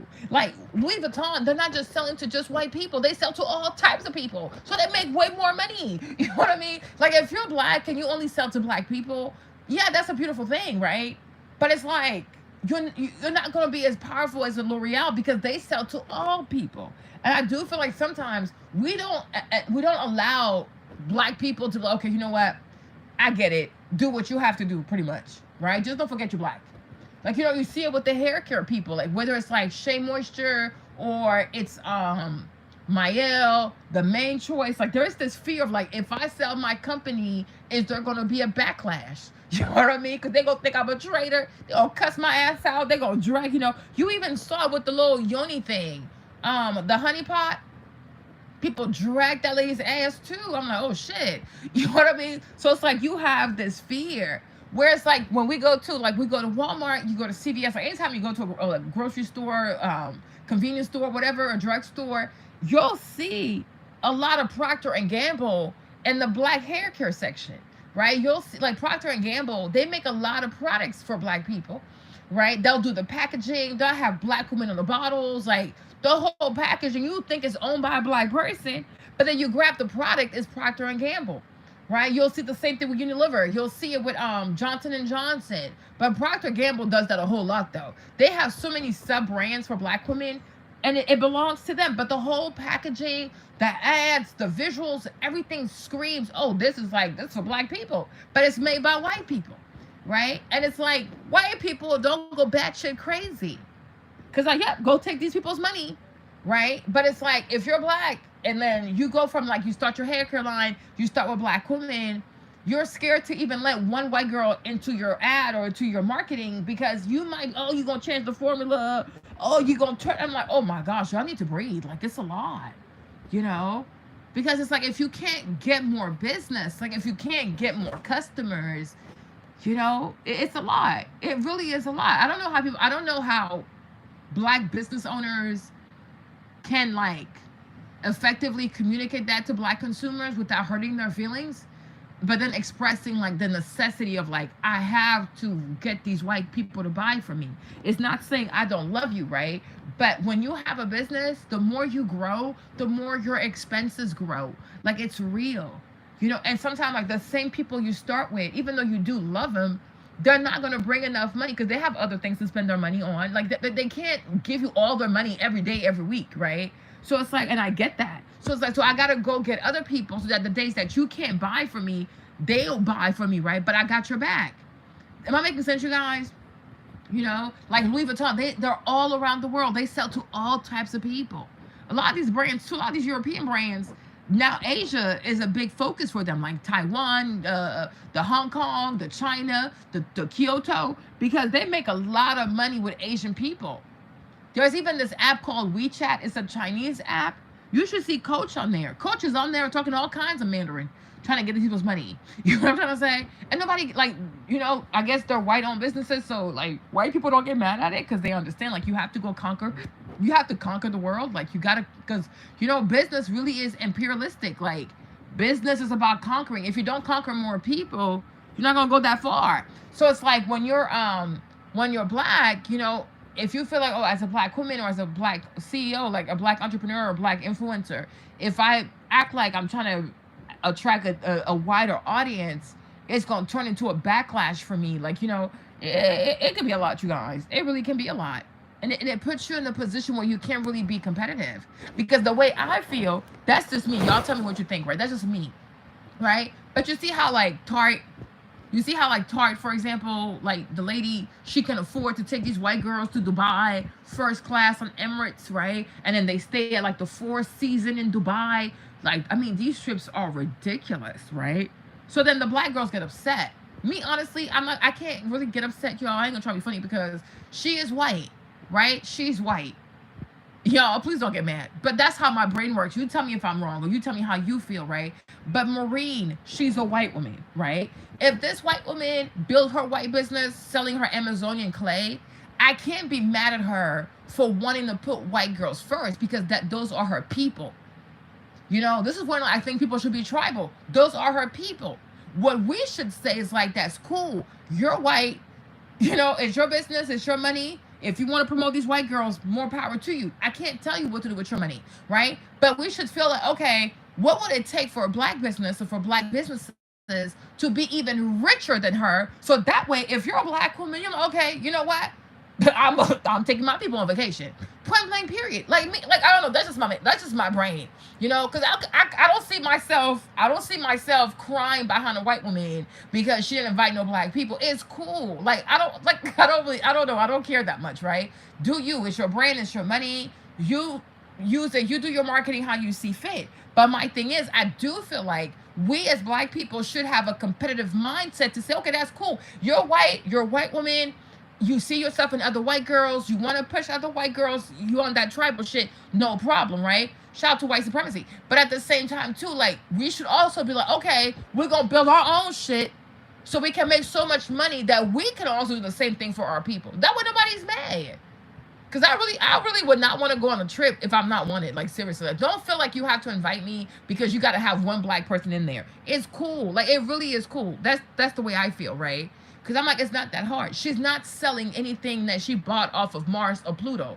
Okay, these are products that anybody can make, right? So it's like, but the thing about her is, I mean, I guess most of her audience is white because it's like that Amazonian clay stuff, right? She sells on QVC, she sells at Ulta, Sephora, but most of the people are white people though, so it's cool. But I'm like, black people can do the same thing too, especially if you are able to reach out to a bigger audience. You know, because if you have a bigger audience, if you have a bigger customer base, if you have a multicultural clientele, you'll make more money. And then because you make more money, you can afford to do these luxury trips for these black girls where they also get to feel like, okay, we're gonna go on this bougie ass trip. It's black girls only. It's extremely luxurious and it's a safe space. That's it. That's that. Like, if somebody stunts on you, I feel like you should stunt on the person right back. That's just me. That's just, I guess I don't know, maybe I'm being competitive, but that's just the way I see things. I'm not gonna cry behind you. You know, I was telling James the same thing. I'm like, it's like if you go to somebody's house and they barely want to let you in, you can't be upset. It's their house, right? But next time they come to your house, keep them outside too. Keep the same energy, right? If you go to somebody's house and they only offer you water, the time they come to your house, just only offer them water. If somebody offers you water, don't offer them champagne when they come to your house. No, because they didn't think you were worthy enough of champagne, which is fine. I can't force you to be nice to me, right? So that's the thing. So I was like, it really is a lot, you guys, you know? So I think like that causes a lot of like fear and anxiety for a lot of black entrepreneurs. Like, you know, you're black, so you will start with your own people, but then it's like, okay, but then you realize like, yo, for me to grow, I need to be able to attract a broader audience, right? So sometimes, because I was looking at his pictures like a week, no, 2 weeks ago, I was looking at his pictures, you know, I was like, you know, for me, I think Michael Jackson was beautiful, especially as a kid. I think he was very beautiful. I think they're all beautiful. I think all the Jacksons are very pretty. They all look like their mom. But I was like, if Michael Jackson had remained black, like dark skin with the big nose and the big hair, you know, could he have really made it as the king of pop? You know what I mean? Could white people even have seen him in that position, right? And it's like, it's fucked up because you're black, so you want him to stay black. But at the same time, too, it's like, but Michael, I'm sure, like his whole life, all he ever wanted was to be like the biggest pop star in the world. And it's like, when you live in a society, like when you live in a world that is so obsessed with skin color, right? It's sad. I'm like, this has to be a lot for a person. Like, yo, like you have to change to reach your goals. Like, and it's fucked up to say, huh? It really is fucked up. I know it's really fucked up, right? Like today too, Time Magazine, they named Taylor Swift Woman of the Year. Like, no, Person of the Year, right? Taylor Swift is Person of the Year for Time Magazine. And when you really think about it, not to be offensive, but it's like, is she really deserving, right? Or is it just because she's white? Do you know what I mean? Like, you know. So I'm like, you think about all the other people too. Like, you think about all these other black people who are way more talented, way more deserving. That has to be like a fucking kick in your nuts. Like, this shit has to have you gutted. Like, what the fuck? What the fuck, right? It has to have you fucking gutted. And so if that makes you question, like, yo, like, maybe I don't even want to be black no more. Maybe I want to change myself. You know, I get it. Rejection fucking sucks. Like, rejection fucking sucks. Feeling like there's a ceiling on your accomplishments, so like there's a ceiling on what you can do because you're black, it fucking sucks. Even if you're a woman too, it fucking sucks. Like, all this shit just fucking sucks. So it's like, you know, so I get it. I understand it. I really do understand it. I'm like, why y'all giving her Woman of the Year though? Yeah, I'm just like, you know, I really do get it. You know, I get it. Remember one time I was reading about Billie Holiday, right? Was it Billie Holiday? Oh no, it was Ella Fitzgerald. It's one of the two. It's one of the two. It's either Billie or Ella Fitzgerald. And so there was like this famous club. She said her tour sold more than anyone this year, so maybe she did kind of deserve it. Yeah, maybe for that. But I'm like, but Person of the Year though, for the tour is still Person of the Year. You know, with everything going on in the world, like Person of the Year though. I'm not saying she didn't have amazing tours, but I'm like, Person of the Year. I don't know. You know, makes sense, because I do feel like sometimes there are certain positions, like when they're like super high and mighty, like certain accolades are like, you know, I do feel like at times they want to force that to be a white person because it's giving like white people have to be like mythical creatures type of stuff, right? But I'm like, yeah, that's crazy. That's really, really crazy, right? And sometimes I even think, don't be mad at me, right? But sometimes I even think like, is that why so many black girls in music would rather be hypersexual, vulgar, you know, on that Pukisha, you know, ninja behavior? Because somewhere they don't think that if they were actually to do it just like the white girls, they would actually thrive. Because I do feel like this whole like ghetto ratchet culture we have going on right now, I think to some extent it's like depression. I think it's depression. I think it's people feeling defeated. I think it's a lot of black people, black girls feeling defeated. I think people feel defeated. I think people don't really want to compete anymore. I think people probably don't see it happening for them. So then you'll say, you know what, instead of actually trying, I'm just gonna be like on some stupid behavior type of stuff, right? And get attention that way, right? Because I'm like, why don't we have black girls who play the guitar and sing love songs about their ex-boyfriends, right? And find as much success as a Taylor Swift. So sometimes I do wonder, like, this current culture we're observing with black girl music, is it not like a cry for, I don't know, maybe attention? Is it like not like a form of like depression, people giving up, and telling themselves like, oh, if you're black, the only way you can make it is if you start twerking, you know what I'm saying? I think about that sometimes. Because I'm like, there's no way y'all don't see the Taylor Swifts or you don't see the Katy Perrys and say to yourself, well, they don't twerk, they don't do all that, and they're making way more than I'm making. So why not compete and try to do the same type of content they're doing? I don't know. I could be wrong, right? But I think about that sometimes, because sometimes people want to, and even too, with Beyonce too. I think sometimes when you're a black woman, you want to be so strong and you want to seem like nothing bothers you and you're so strong, et cetera, et cetera. But it's okay to say that things bother you. It does not mean that you're not proud to be black. It just means like, you're human. Certain things do get to you, certain things don't feel fair. A lot of things don't feel right. You know what I'm saying? It's like, this is like some BS. But you just can't let that, you can't let it get you down. At one point I was really sad because I was like, what the heck is this? Like, I am way more creative. I'm trying to be funny, but I am way more creative. Okay? My stuff is a lot better than your stuff. Okay? Like, how come I don't have those opportunities? Like, it used to drive me insane. Like, God, where are you? Like, what is happening here, right?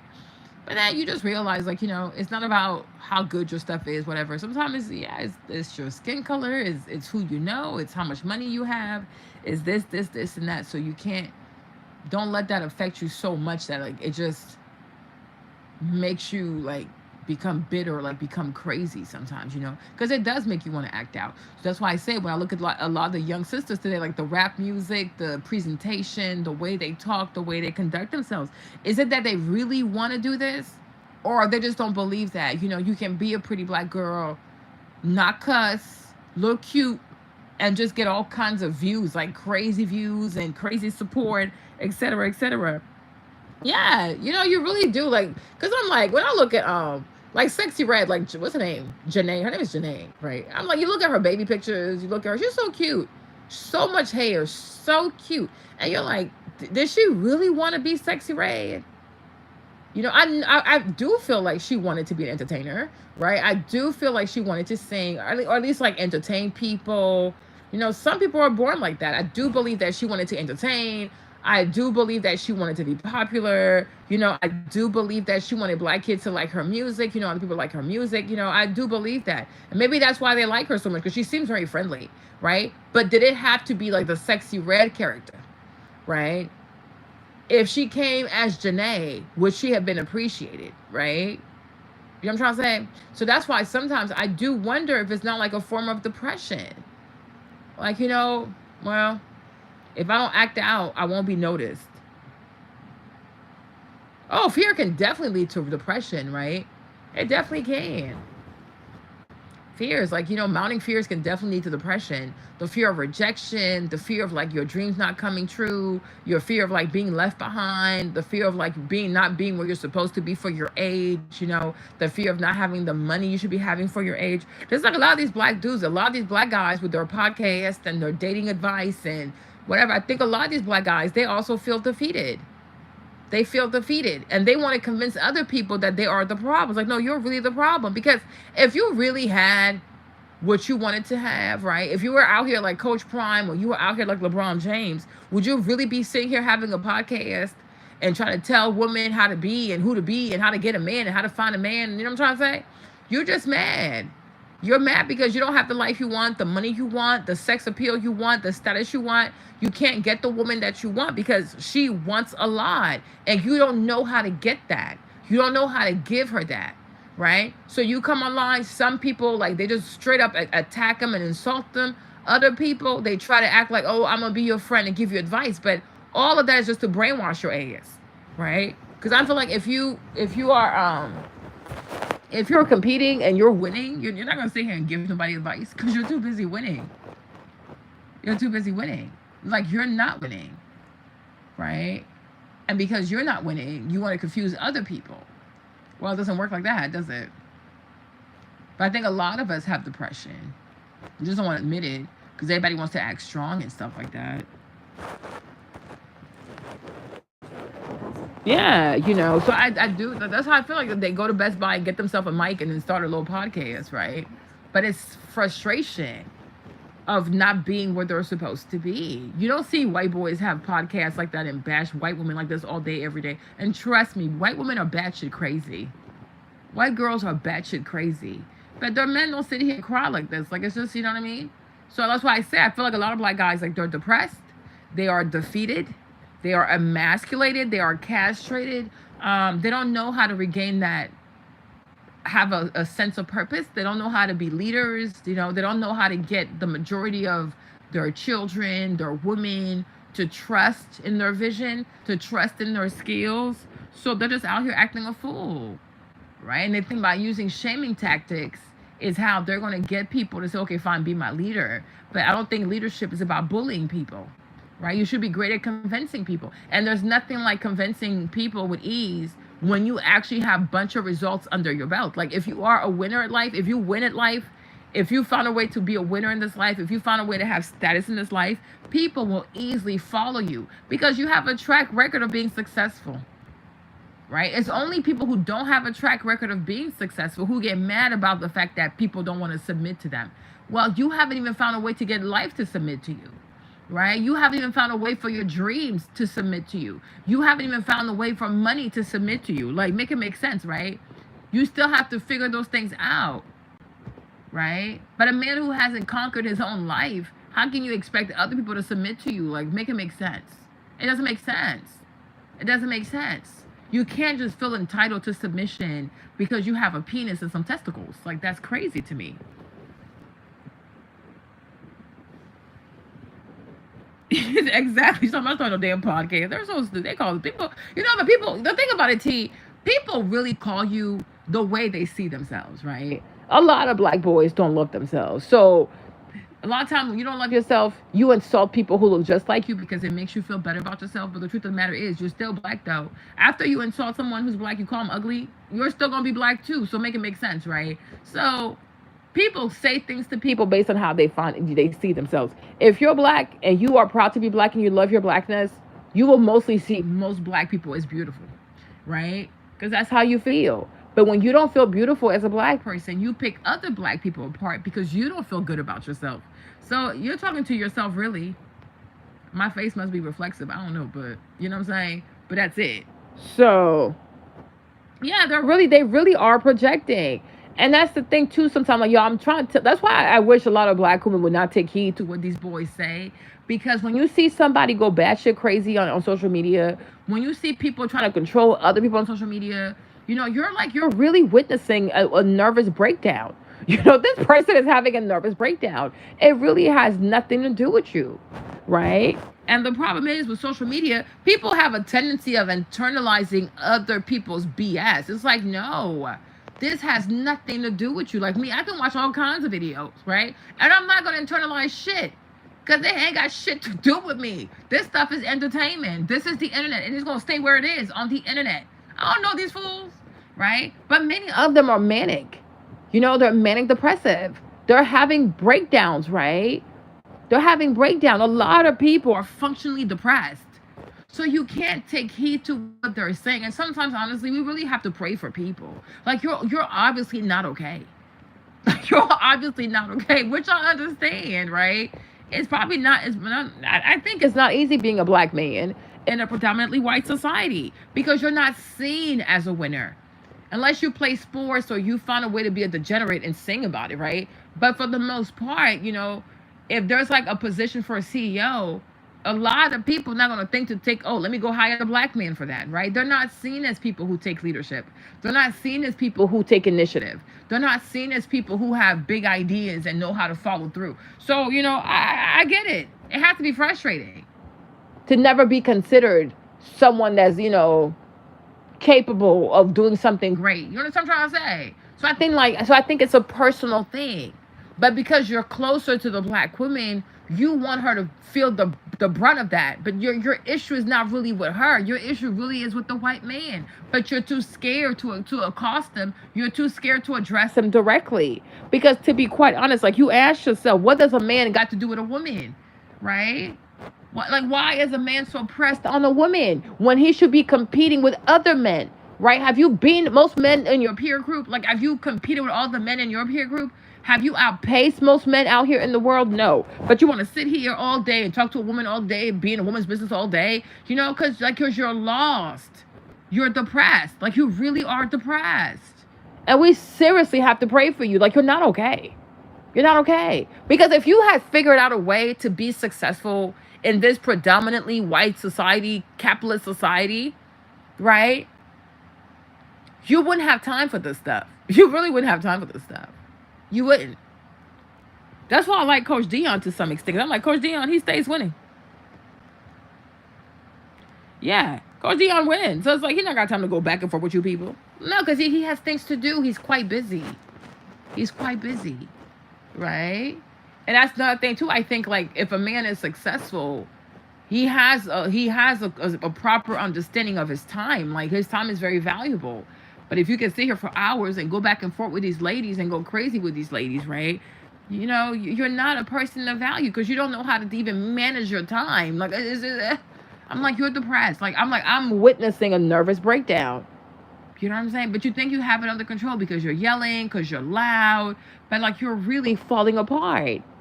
You're truly, truly falling apart. You know?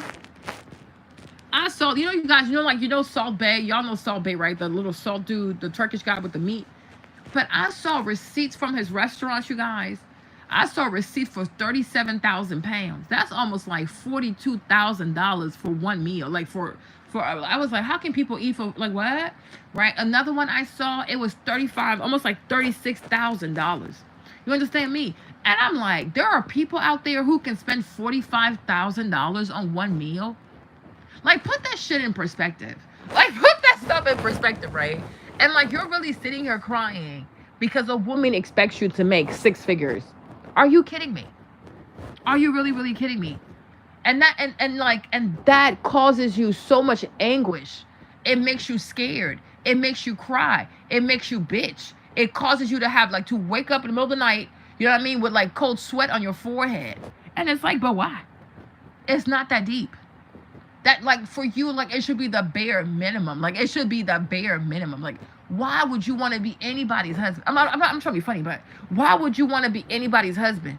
Why would you want to be anybody's mate in this life if you don't even feel like that person deserves to be able to live without without financial worry to some extent, right? Because I'm like, look at the price of eggs, like look at the price of milk, look at the price of gas. Today, asking for your husband to make $100,000, it's not even you being excessive. You know what I mean? Like, it really is a matter of survival. Like, it really is, right? A woman is not crazy for saying, you know what? I need some type of financial guarantee before I commit to you, before I marry you, before I have kids with you, because this life is really expensive. And it's only going to get more expensive. It's not like when prices go up, they come back down. They don't. You know what I mean?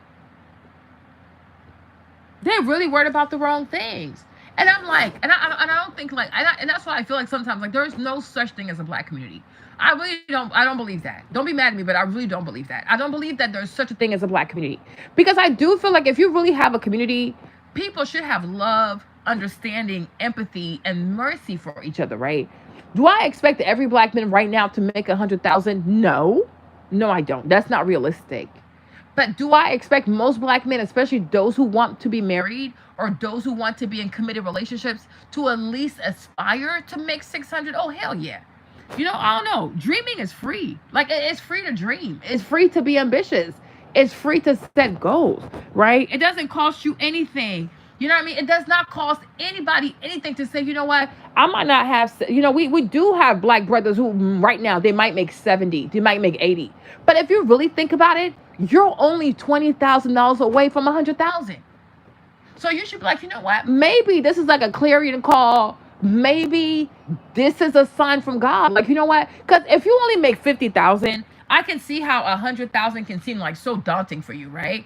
But a person who's like, if you're already making 75, 70, 75, 80, you're like 30,000, 25,000, you're $20,000 away from 100,000. So that it should be the most natural goal. You should be okay. My next goal, my next financial goal is 20,000. It's a $20,000 increase, right?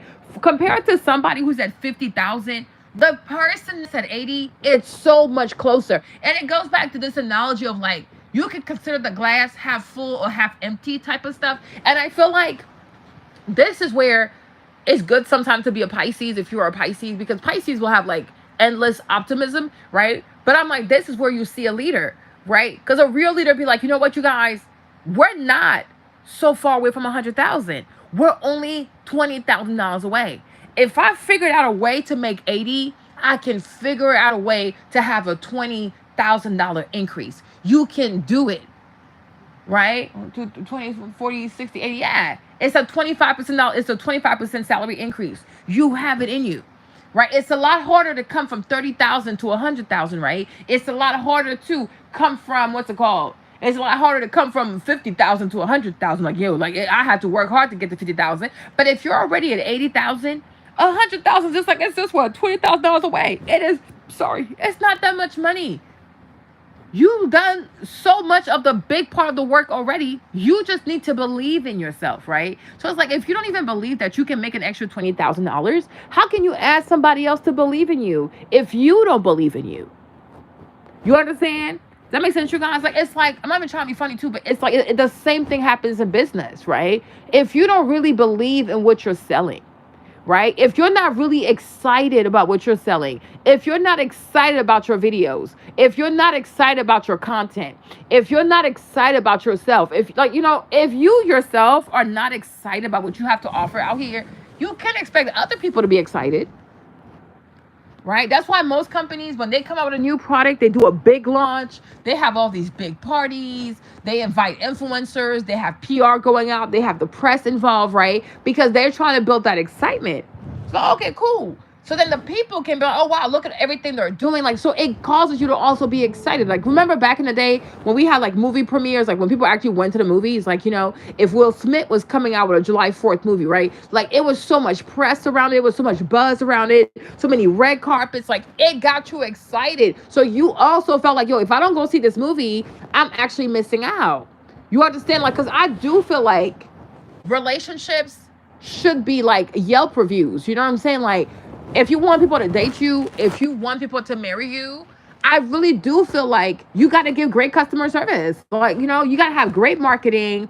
You have to have great customer service. You have to have a great product. I don't know why that's like, I don't know, maybe that's wrong, but that's how I look at it, right? So it's like, you got to ask yourself, like, as a man, like, do you have a great product, right? Then do you have great marketing?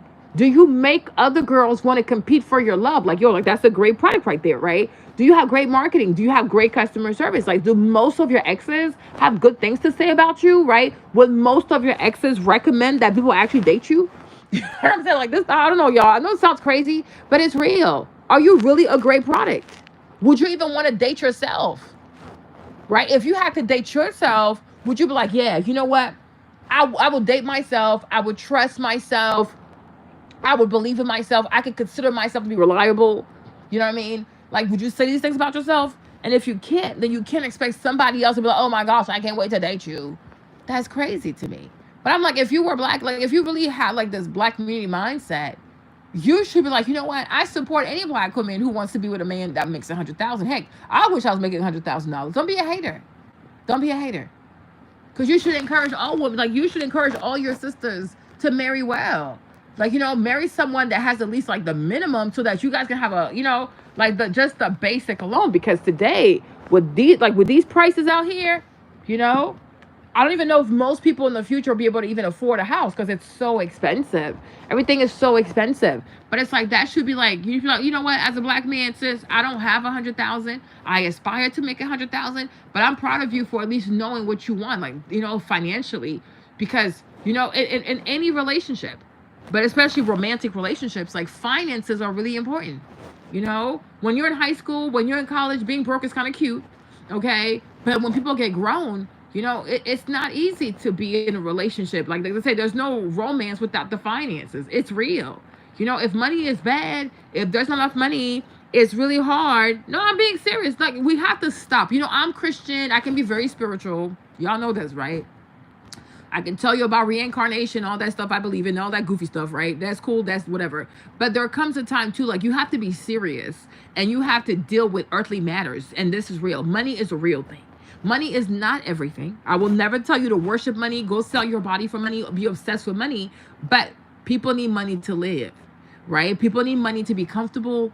People need to pay their bills. People have to pay taxes. People need to buy clothes. You have to buy food. You know, like money is a necessity. It's not everything, but it is a necessity, right? And so when you are in a relationship, you want to have a certain amount of comfort. You know what I'm saying? You don't always want to be stressed about money, fight about money, you know, have bills that are late, bills that are like, it's too much. It's too much, especially for a new relationship. It's not good. It really is not good. Those are real things, right? So I do feel like part of guaranteeing a more successful love, or yeah, to guarantee a healthier relationship or a more successful relationship, it is very important to talk about finances. Well, I'm just saying it's very important to talk about finances, right? And people should know, like, yo, for me to live the life I want, I need at least X, Y, and Z. Don't pretend, right? Do not pretend. But I'm saying, like, you can't be mad at someone because a person says, I have a standard for my life and that's how I want to live. You know, you don't have to be with this girl. But if you choose to be with that girl, you have to be able to deliver. And you can't be mad at her for that, right? You need to be mad at yourself that you're not, you like when you met the girl that you truly wanted, you weren't able to say, wow, I'll give you this life today right now. Or at least I can give it to you in like a year or 2 years, whatever, right? And say you want to make a podcast and insult the people. Like, that's crazy to me. Because I feel like most men need to be competitive. You know, I feel like, I don't know why it's so hard for, maybe that's how I feel because of social media. Maybe I don't know how it is out there in the world. I could be wrong, but it kind of does hurt me. It pains me a bit when I come on social media and I have this feeling like a lot of black men don't feel like, yo, like I should be able to give a black woman what a white man is giving a white woman. You know what I'm saying? Because I know, I'm like, there's no way y'all don't see these white girls with their Range Rovers doing 4:30 p.m. Pilates and then picking up their kids from daycare or having nannies and stuff like that. And they're not tripping about that, right? So it's like, why is it that you as a black man, like you don't feel like it is your job, it's your God-given duty, like it's your divine mandate to give a black woman like a soft life? You know what I'm saying? Like to say, oh, you should be at home with the kids, right? You should be at home if you want. If you want to be at home, I'm not saying you have to be, but if she wants to be at home, why she can't be at home, right? If she wants to do Pilates at like 1:30 p.m. in the afternoon, like why she can't do that? You know what I mean? If she wants to stay home and cook and make meals for her kids, like why she can't do that? You know? So it's like that to me is like it freaking sucks because like other men out, like you see from other communities out there, it does feel like they take pride in the fact that their wives don't have to work. It's like for them it's a flex. You know what I mean? Like for them it's like it really is a flex. Like, oh, my wife doesn't work. Oh, she's at home with the kids. You know, my wife is at home with the kids. She takes care of the kids, takes care of the home. Like a lot of these dudes, all these other dudes in other communities, like it's not just white dudes. Like I'm talking like Arab dudes, Asian people, I don't know, all types of different men. It's like for them, it's like my mom did it, so why not my wife? Like it's not a big deal. Like it actually makes them proud to say, I do most of the work. I go out there and I get all the money, and then my wife just spends my money. Like it makes them really happy to say that, right? But over here, it's like, it feels like on social media sometimes, they're trying to gaslight these black women into like thinking that they're crazy for asking for these types of things. And I don't think that's okay. Like that really triggers me. You know what I'm saying? Because it's not like she's asking for something that's never been done before. You know? Like even New Orleans, like you would see a bunch of y'all, like it would be a bunch of white women just working out at 4:30 in the morning, doing Legree Pilates for no reason. I was like, what? Like 4:30 p.m. doing Legree Pilates. Like what the heck? They don't work. They don't work. Yeah, you know. But I'm like, why? Like, as you know what I'm saying? Like that's just, I don't know. That's just crazy to me. Because I feel like as a man, I'm not trying to be funny, but I'm not a man. But I would think you would think that as a man, how well your wife is set up and how well your kids are set up, right, should be something that you take a huge amount of pride in, right? But like, cause I saw this other video and the guy was like, yeah, my girl and I, we do 50-50. And then she comes home and she still cooks and she takes care of the kids. And I'm thinking like, but then that's not really 50-50 though. Right. And so the other brother was trying to tell him like, that's crazy. Like, how you gonna have this lady work 50-50? She gonna work, take care of the kids, and then you make her pay half the bills? That's insanity. And he was like, how are you and thank God, but it's two black men. And the other black guy was like, but how does that even make you feel as a man? Right? How does that even make you feel? And then on top of that, you're gonna ask this lady to submit to you like you're crazy. But he was in complete denial because, you have to be grown and you have to be mature and you have to be God-fearing and you have to have integrity to like, you know what, like it is, that really is not 50-50, right? If the woman works and she pays half the bills and then she's the one who does the cleaning, she's the one who does the cooking, and then she takes care of the kids, this is not 50-50. This is looking like 80-20. When you put everything in the scale, she does way more than you. You do the bare minimum. And that's what the other brother said to him. He's like, but if you didn't live with the sister, like if you didn't live with your woman, you would still have to pay for your rent, right? Right? As a grown man, if you lived alone, you would still have to pay for your rent. You would still have to pay for your utilities. You would still have to pay for your car. You would still have to pay for everything else, right? So whether you have this woman or not, you should pay these bills regardless. Because if you live by yourself, you would actually be paying the mortgage. You would be paying the rent by yourself. So then why you tell this woman that she also has to help you pay the bill, like pay the rent? Why? You should cover that bill by yourself.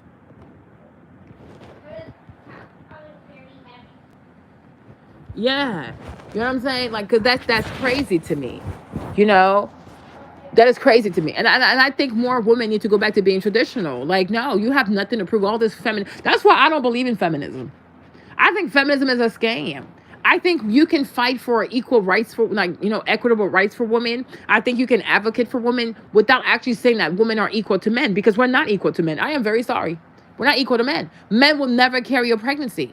Okay? They will never carry a pregnancy. They will never have cramps. They will never have postpartum depression. They're not going to have their belly sagging and their titties going flat because they got pregnant. Like, no, they will never have a pregnancy. So we're not equal. We are absolutely not equal. They will never have periods. They will never have cramps. No, you will never know what it's like. No. No, it's a scam because it's making you as a woman work as hard as a man, pay taxes as much as a man to do what? So you can age by 20 years, age by 30 years, be stressed, have hypertension, okay? Have cortisol and your belly be all big. Nah, I don't believe in that. I do not believe in that. I think most women should be traditional, intelligently traditional, right? Not a doormat, but be traditional, right? Because it's a lot. Feminism is like trying to turn a woman into a man. She can't do that. Like, you have ladies, like my other friends just told me she has endometriosis, right? So she was like, thank God now she works from home. But before, she had to take her sick days because when you bleed that much, like she bleeds so much. You can't go anywhere. So she had to take sick days just for her period. You have periods every month. So imagine how many days you what? That's insane, right? That is insane. Right? Men don't have to take days off from work because they bleed. They will never be pregnant. So it doesn't even affect their career. If you promote him, he might not be able to come back for the next 9 months because you have a baby soon. Like, they don't have the same issues that we have. So no, we're not equal. You know what I'm saying? And it's okay. Like, it's okay for things not to be equal sometimes, right? Because we're not all equal. Some people are tall, some people are short, some people are rich, some people are poor. You know what I mean? We're different. But things should be equitable. Things should be fair, right? Nobody should be at a disadvantage because they're different, right? That's what I agree. But I'm not going to say it like, oh, yeah, I'm equal to a man. No, I'm not. No, I am not. Have you seen LeBron James? I'm not equal to that man. And nor do I want to be. Like, no. I'm a woman. Like, I'm a girl. I'm staying over here.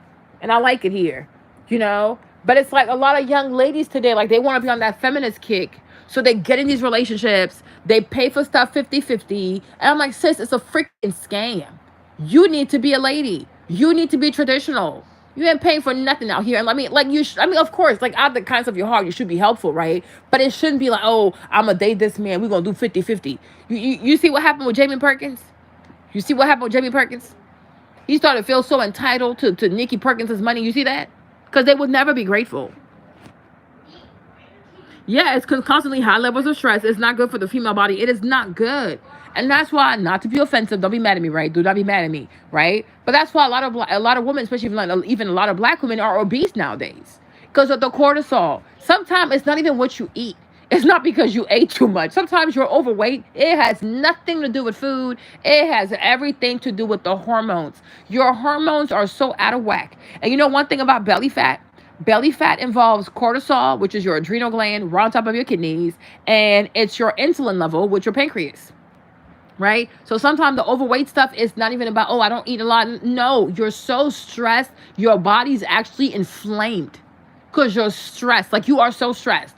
If you were actually to go back and like slow things down and actually rest, you would just lose weight naturally because it was never about the food, it was about the hormones. People out here stressed. A lot of women are out here stressed. Sometimes it can even affect your thyroids. Like, people can start having thyroid disease, right? Let's even talk about lupus, right?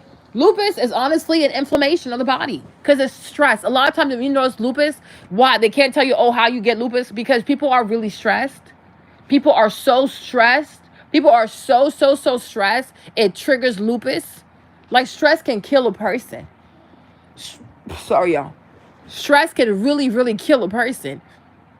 Stress is so deadly. Like, being stressed, not sleeping enough, not resting enough, not taking proper care of yourself, it can really delete you. Like, it can really unalive you. Like, this stuff is really real.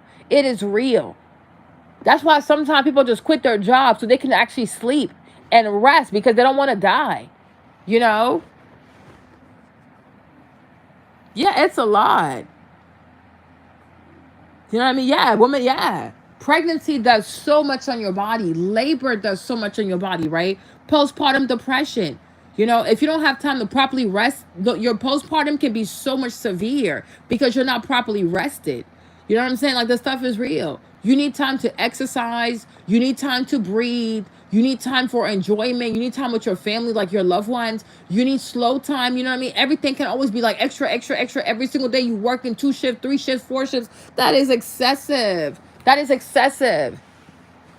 You know what I'm saying? Life is not, you're not born to be a slave. It's excessive. It's just too much.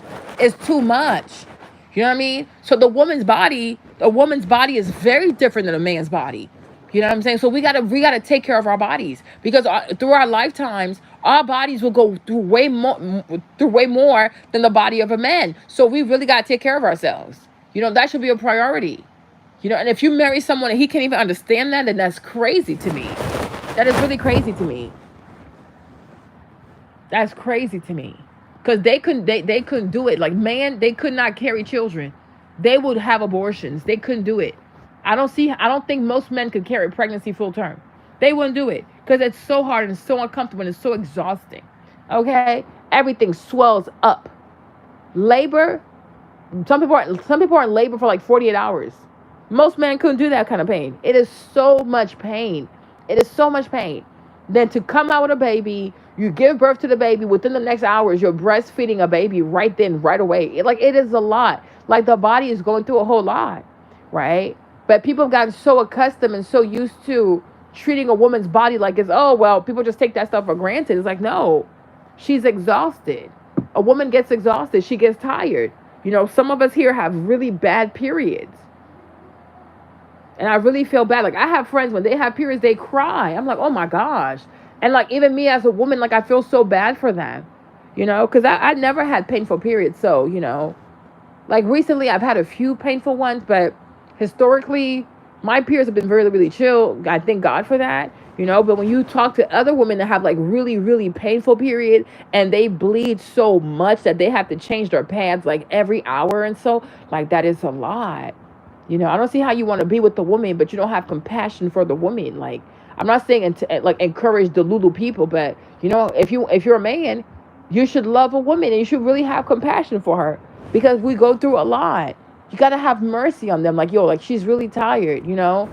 Maybe she should be at home and to rest. You know what I'm saying? And you shouldn't feel bad about it. And you should not make her feel bad about it. You know? So I'm like, to me, that's crazy to me. That's really crazy to me. You know, I feel like if you marry someone, you should want them to like experience the world. Like, you should want them to experience the best. You might not be able to give them the best right away, But that should be something that you aspire to. You know, nobody, I mean, to some extent, nobody can really fault you for where you are today. But I'm like, once you find your person, especially if you really want to be with that woman, you know, the love that you have for her and your desire to be with her, that in itself should be motivation for you to work so hard, to work smarter, you know, to fight for your goals, like, you know, so that she can be like, wow, like, he's like, that's the one, like, that's my man for real, you know. Every woman should be proud of the man that she's with. She's like, you should see a fighter in him, you know, somebody who competes, somebody who fights for you, who fights for the family, someone that you can count on, that no matter what, he got y'all gonna be okay, you know. Like, I don't think that's so much to ask. I really don't think so. But to gaslight people and to make people think that they're actually crazy for asking for something that's like the bare minimum, I think that's just wild. If you don't make that kind of money, you need to figure out how to make that kind of money. Figure that out. Because even today in this society, like, there are so many ways for people to make 100,000, men and women. There are many ways to figure that out. It's not like before, like in the 90s, it's like, oh, that's out there. Today, there are so many people making all kinds of money, especially with social media. So figure that out.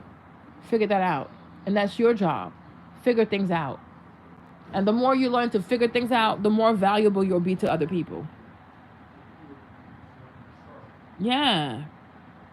Sometimes you have to do that. Sometimes you have to go somewhere like remote and just find your peace. You got to go somewhere remote and find your peace, right? But either way, remote city, big city, take time to take care of yourself. You know, especially this holiday season, right? Enjoy this holiday season. Take care of yourself this holiday season. Gift yourself something nice. Gift yourself the gift of peace, the gift of love, compassion. Be proud that we've made it this far, a whole year. We've made it, you know, we got like in a few days, we'll see 2024. Okay? So let us be proud. Let us be merry. Let us be grateful for all the good people we have in our lives, the people who encourage us to be ourselves and to believe in ourselves. You know, more things to come, greater things to come, better things to come. You know, dream bigger. Yeah. Have big dreams for yourself. Have really big dreams for yourself, right? Don't put a timeline on it, but have big dreams for yourself. Believe that, you know, I think this life, you attract what you believe in. You know, you might never know when exactly you'll get it, but you really attract what you believe in.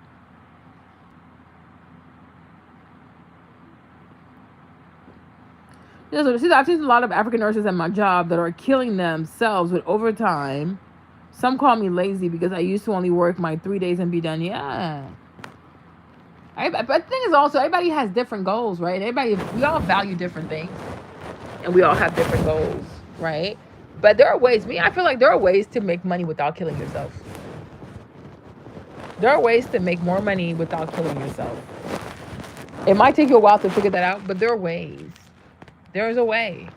You guys, I remember too, like one time even God had to check me. Maybe not God, but my Holy Spirit, or my angels had to check me. But it was like, Marlene, like you really need to sit here and think about like all the things that you've been able to manifest. That is so true, you guys. You guys, let me tell you something. Can I tell you something real quick? Let me tell you a story, you guys. Yo, your girl, maybe one day I'll show y'all, but there was a season, like, what was it, like 2018, 19? Ooh, yo, your girl was broke. Like, when I tell you I was broke. I was a broken, like every day you wake up, the account is overdrawn. One day I have to show y'all my bank statements. One day I have to testify and show y'all my bank statements, right? But it was like broke, like super broke, right? And I was like, God, I wanted to manifest $100,000. You guys, I kid you not. I said I'll make 100,000. Because you know me, I've made a lot of money. Like, it's so weird. Like, you know when I showed you the video about the peacock people, and they're like, oh, don't worry about peacock people. If they want money, they'll have it, but they'll spend all the money. When I tell you it's me, it is so me. I need to work on that, though, right? But it's so me. I could go from, like, I have no money, and I'm like, God, I need, like, 5,000. Or I need, like, 10,000. You guys, like, within a week, it'll show up. Just like that. So I was like, God, I need 100,000, right? You guys, when I tell you 100,000 will start to show up everywhere. Like, it don't matter where I am. It could be on YouTube. It could be you scrolling the internet. Like, it got to a point, I started taking screenshots. I said, one day, I'm going to give a testimony so people don't think I'm crazy. Because, you know, sometimes if you say stuff to people, they're like, oh, yeah, she's making this stuff up. She's just being insane. Girl, bye. Okay, girl, bye. right? But I'm like, the 100,000, it would just appear all over the place. Sometimes I would see 100,000 like 5 times a day, 6 times a day, 2 times a day, once a day.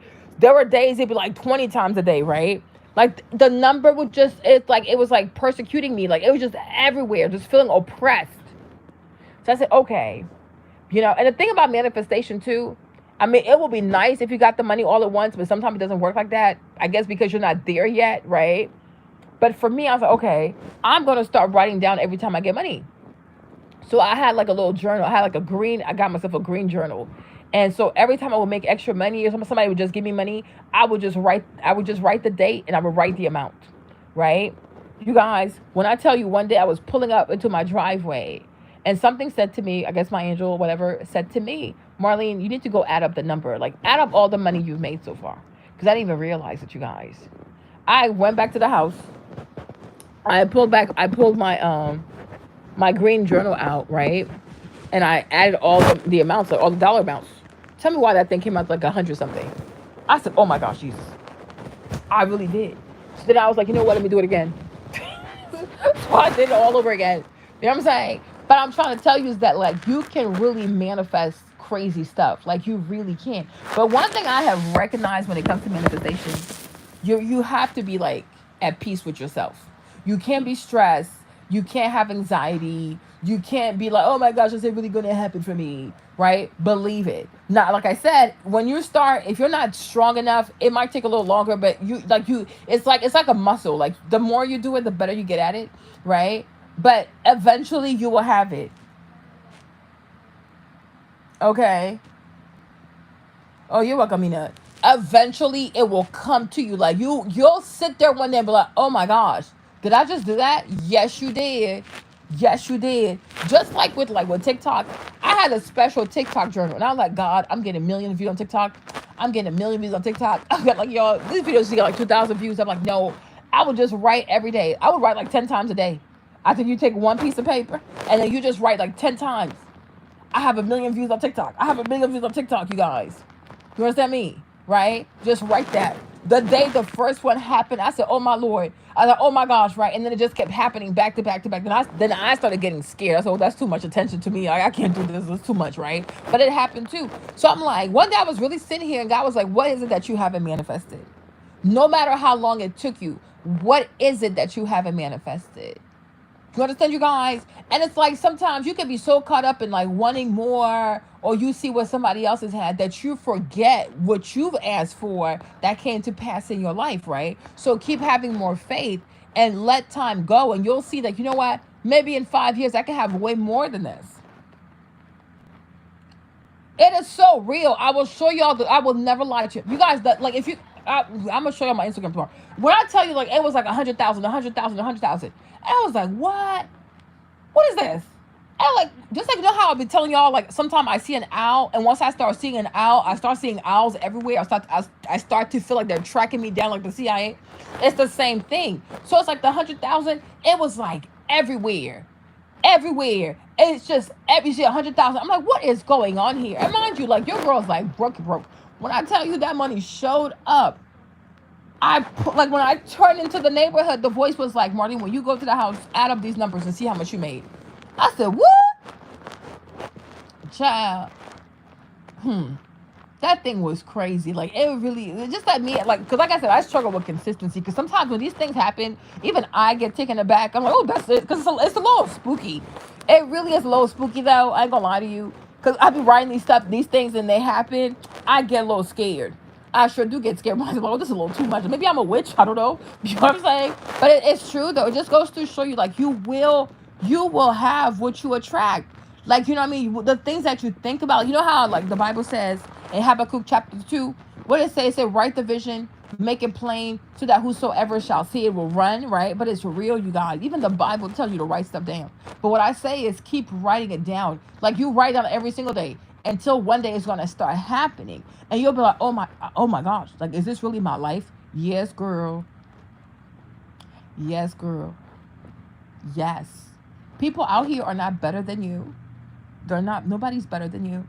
Everybody has gifts. Everybody has gifts, right? Beyonce, she sings. Monica, she sings. This person there, they play. Serena, she plays tennis, right? But I'm saying, like, never look at the world and feel like you were born with nothing. No, no, no. You're born with plenty. You just don't know what it is yet. You don't know what it is. But every single one of us, we have gifts. And the Bible says that your gifts, they shall make a way for you, right? That's why I say sometimes, like, don't let sadness consume you, depression consume you, because sadness it doesn't fix anything. Being sad, being angry, being bitter, it doesn't help you to solve your problems. If anything, it shuts your brain down when you really think about it, right? When you remain like optimistic, you remain hopeful, you remain like kind, of a good spirit, a cheerful attitude, like ideas will start coming to you, things will start coming to you because you are in a positive mindset, right? You are in an abundant mindset. You are in a place like where you're ready to receive. So like things will start coming to you that way. That's why I said, because we're going into a new year, it's the last month of the year, you intentionally have to be happy. You know, you got to force yourself to be happy. You have to force yourself to smile, to be in the moment. Like, be grateful for your life. Be grateful that you've made this far. Be like, I know and I trust that God is going to bring something so awesome to me, something so amazing to me. I can feel it. I am ready to receive it, etc., etc. You know what I'm saying? Because it's going to be yours. And you'll be like, Marlene, that one day you made the live, I didn't really believe it, but I was like, okay, fine, I'll do it. And now I have it. I have it in my hands. It is mine. Like, I own this thing, right? Don't ever let the devil get you like this. I mean, discouragement is natural. You are human, but don't stay discouraged for too long, right? Do not be discouraged for too long. You have such a beautiful life. We all have such a beautiful life, right? We have beautiful lives. We're going to have beautiful moments full of beautiful people and beautiful memories, right? So it's like, there's so much life to live. There's so much life to experience. Like, there's so much life to give. There's so many laughter. Like, there's so much laughter to have. Like, you know, there's so much joy out there, right? So don't let anything make you sad. You know? If you're sad, you say to yourself, okay, why am I sad? Right? And so, okay, that's a valid reason to be sad. But then remind yourself of all the other moments where you were sad. And today, you'll barely remember these moments. Like, you're like, what? I forgot I used to be sad that year. Ah, that's so crazy, right? Because it goes to show you, the Bible even says that, you know, weeping may endure for a night, but joy comes in the morning. So you'll cry, but then it's like, I'll wake up tomorrow and I'm going to start smiling. I'll wake up tomorrow and I'll see my life in a whole different light. I'll see myself in a whole different light, right? You're not going to allow anybody to mess with what you believe can happen for you. You know, a lot of people, they don't believe in themselves. You know, a lot of people, they've accepted whatever the devil told them. You're not going to be nobody. You'll never make six figures. You will always be overweight. You know what I mean? You're not going to be anybody. You're never going to travel the world. No one is going to know you. No one's going to care about you. You know, you have people who give into that kind of stuff. You know, some people give into negative voices. That's why even on social media, you notice that the more negative a person is, the more divisive a person is, they have a bigger audience because people are attracted to negativity, right? People are attracted to negative people. People are attracted to mean people because a lot of people don't feel good about themselves. They truly don't, right? But you can't give into that. It's a trap. It's an emotional trap, a spiritual trap. It's a trap. It's a mental trap, right? Don't ever let anybody make you think that you cannot transform yourself. You can transform yourself. You know what I'm saying? Not on some fairy tale stuff, but you really can though, right? You can transform yourself. You can transform everything about yourself. Your finances, your body, your skin, your wardrobe, your friends, where you live, right? You can change it might not happen. It most likely won't happen overnight, but with consistent effort, it's possible, right? I saw this girl from South Africa. Like, she started off like she's from the hood, whatever. But like 12 years ago, she had like a little YouTube channel posting. When I tell you now she's a diva, she was part of the Young and African Famous. Her name is, what's her name? Bonang, is that her name, right? But you look at her YouTube channel, like you can see like 12 years in the making. She finally got the life she wanted. So it's like when you think about it, it's like, okay, what's a decade in the life of a person, right? What's a decade? You're going to spend that decade regardless. You can either spend it being sad, you can spend it being defective, sad, broken, bitter, or you can say, you know what? No, I choose to see things positively. right? I choose to see this life full of opportunities for me, right? I choose to see this life full of destiny helpers. I choose to see this life in a way that empowers me, in a way that makes me dream, in a way that makes me feel like, there's nothing I can't do, and even if I don't know how to do it now, eventually I can figure that out. I can ask people, I can do my research, I can go to school for it, right? But I really can, right? I truly, truly can. Right? Don't even let people, like, if you want to be a millionaire in your 30s, you really can. It happens for a lot of people. It's not out there. If you want to be a millionaire in your 40s, you can. A lot of people are 40 and they're millionaires. If you want to be a millionaire in your 50s, you can. If you want to be a millionaire in your 60s, you can. You know, my mom, she's currently doing like real estate in Abidjan right now, right? That's what she decided to do. So she managed to have 4 properties so far. And I said to her, like, Mom, you know what? By next year, you could have 14. She's like, huh? I'm like, but why not? Why not? I was like, man, me, Marlene, the stuff I see on TikTok, you guys, the stuff I see on TikTok, I'm like, you know what? It is what it is. Like, it truly is what it is. Like, if God really wants to, like, act a fool and bless you like crazy, he really can. Like, because honestly, who gonna stop him? But maybe you, if you don't believe it, you don't have a positive attitude. But my point is, like, the stuff I see on TikTok, you guys, you see people on TikTok, they go from zero. Like, I'm not even trying to be funny. There are people on TikTok, like, you can go all the way down to their first post. When I tell you these people didn't even have furniture, like, it's not even funny. You're like, damn. Okay, they're like, you see people's lives on TikTok sometimes, like, what in the mighty name of Jesus? There are people on TikTok who didn't even have furniture. There are people on TikTok who used to share bunk beds with their siblings or whatever, right? And now you look at their TikTok today, these people are making millions of dollars. I said, but Lord Jesus, oh my God. Like, I see so much like stupid stuff like that on TikTok. And I say to myself, like, what is really impossible to God? Like, for real, for real. Unless maybe if you don't believe it, then it makes it probably harder, right? But if you believe and then God believes, why is it not going to happen for you? It's like, it's all over the place. I sat I said, like, this last week or so, I sat here and I watched somebody do a documentary on Keith Lee, right? When I tell you Keith Lee was out here boxing for $200, Keith Lee was out here boxing for $500. The girl, you like, dang, because he ain't had no money. He was so desperate. And then today, Keith Lee is out here giving $2,000 tips, $5,000 tips. Can you imagine? Like, you know how there's a song with Bad Boy? Did you ever think that we would be this rich? Did you ever think that we could? What? I forgot that song, but it's a song like, did you ever think we'd be this rich? But I'm like, think about this. Like, you used to not even get paid like $500 for a match, right? You used to like pray to even get $1,000 for a game, right? And now here you are. You go out to eat. You leave like $2,000 tips. You leave $5,000 tips. How a person's life can change in less than 2 years. And that's some crazy stuff. Like, isn't that madness, right? Like, he had lost some type of contract for like the MMA stuff he did, like the fighting stuff. He had lost a 6-figure contract, which I'm sure he was so heartbroken. Then I think it was like Dunkin' Donuts. I don't know who it was, but some company reached out to him like, oh, we want to sign a partnership with you and we're offering you 6 figures. I said, oh my God, look at God. I thought this stuff is crazy. But it's not just him. It's a lot of people on TikTok, you guys. It's a lot of people on TikTok. It's a lot of people on TikTok. You see people, they go from zero to being straight heroes on TikTok. This other girl too, Brooke. She used to be homeless. She had a YouTube channel. Nobody was watching it. She was thrifting and stuff. Nobody was watching. Like, dead broke in Vegas. This girl is so rich, smart. It don't make no sense. You're like, what the heck? What am I witnessing here, right? But I'm like, it's the same God, though. It's the same world. It's the same people. Like, we're all human beings.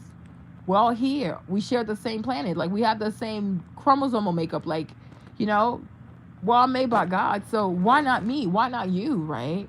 But like I said, it's the attitude.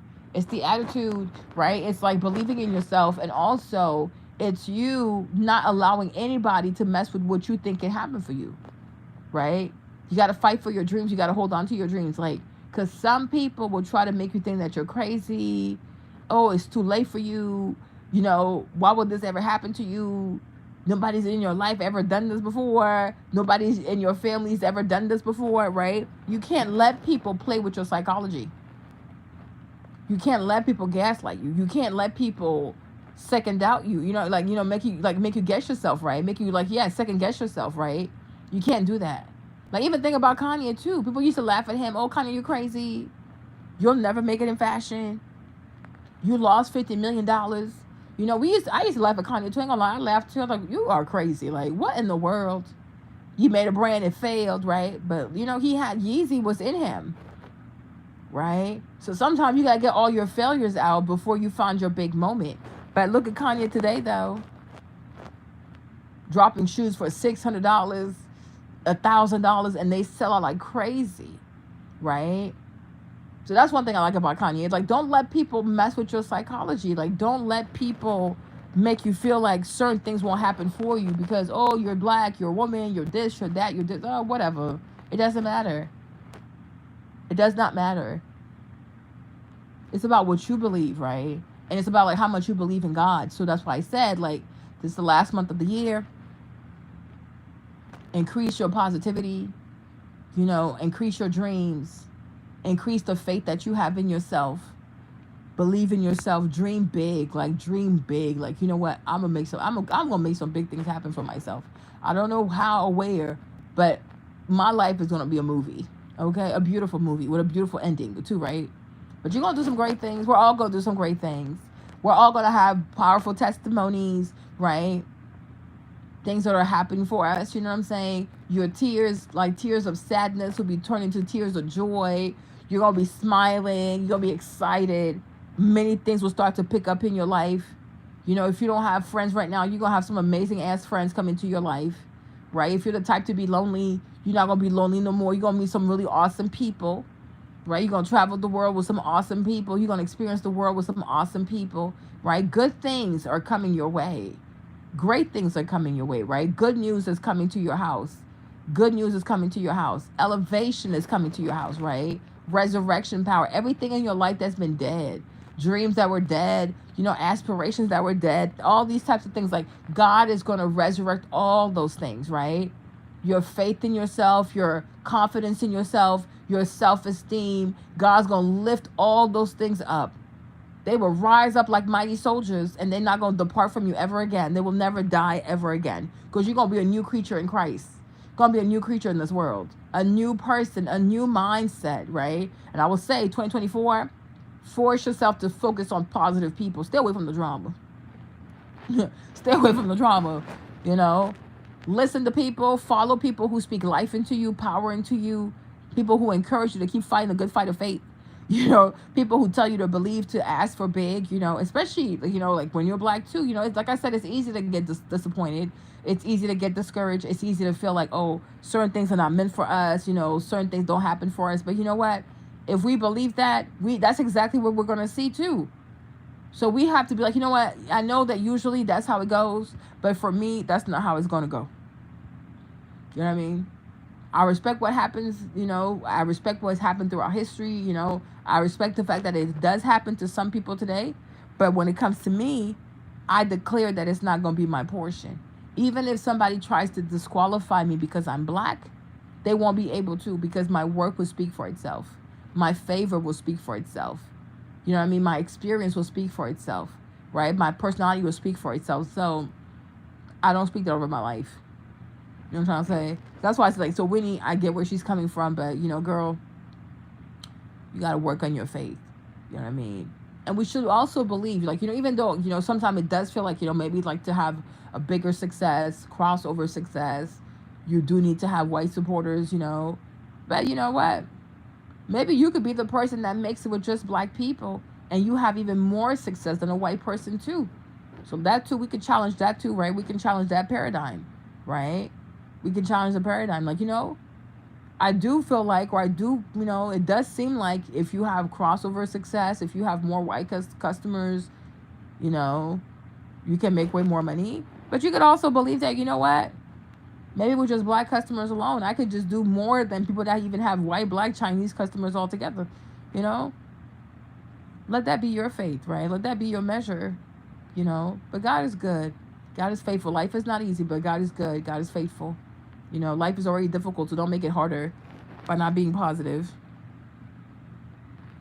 I mean, I don't think you should drop your goals. I don't think so. I think the problem with people and their goals is that people put unrealistic timelines on their goals. Oh, it has to happen in 6 months. It has to happen in a year.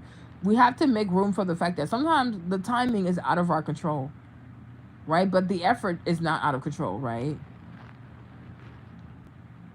Yeah, I think the problem is like putting unrealistic deadlines on your goal. Oh, within 6 months I have to do this. Within 9 months I have to do that. You know, it could happen that way or it could not. You know, sometimes it might even take you 2 years to get to a goal, because every goal is different. It's like it's like different pregnancies out here. Like all mammals don't carry for 9 months. You know, so that's how I feel like every pregnancy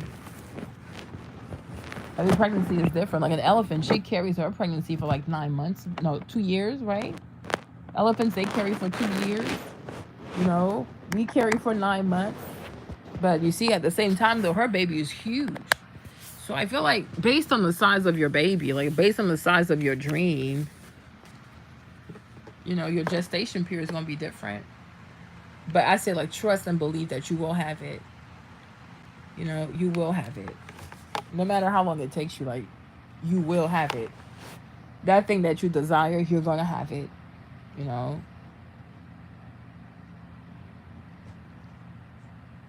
He said, I've been stagnant for 7 years, no job. Unemployment only this month, things are changing. No. But do you need to have a job, though? Or do you need to find out what your gift is? You know what I'm trying to say? Because, like, to me, money does not mean having a job. You don't need to have a job to make money, right? But because sometimes a job will just pay you, but your gifts will pay you more, right? It's like, what is it that you enjoy doing too? What do you really like to do? What are you passionate about, right? Because there are people here, like, there are people on social media who have channels just cleaning the house. I'm like, what the heck? They just clean the house all day. And then they record themselves cleaning the house. And they have these crazy views. You have people who love to cook, and then they just cook. They just make food. You know what I mean? So it's like, you don't need to have a traditional job per se. But you need to find something that you love doing. Yeah. Find something that you really love doing and just show up consistently. Just like even Tabitha Brown, like, you know, like cooking her little vegan food. Now the lady's a millionaire. Right? So it goes to show you. That's why I'm like, anybody who wants to make a person feel crazy for saying like, oh, I want somebody who makes 6 figures, I think that's silly to me. 100,000, I don't think like people should be shamed, bullied, insulted for saying I want to be with a man that makes $100,000. Like, it's so hard. You know what I mean? Yeah. I don't think so. I don't think it's also crazy for a man to say like, okay, I make 6 figures, so if I marry someone, I want my wife to also make 6 figures. I don't think that's crazy too. I don't think it's crazy for people to have like standards. I really don't think so. You know what I mean? Now, if you say, okay, I got to marry a billionaire, no, that's a little different because, like, you know, like how many people are actually billionaires out here, right? But the whole 6-figure thing, I don't even know why that's such like a huge deal. Like, there are a lot of people who make 6 figures out here, y'all. There are so many people who make 6 figures.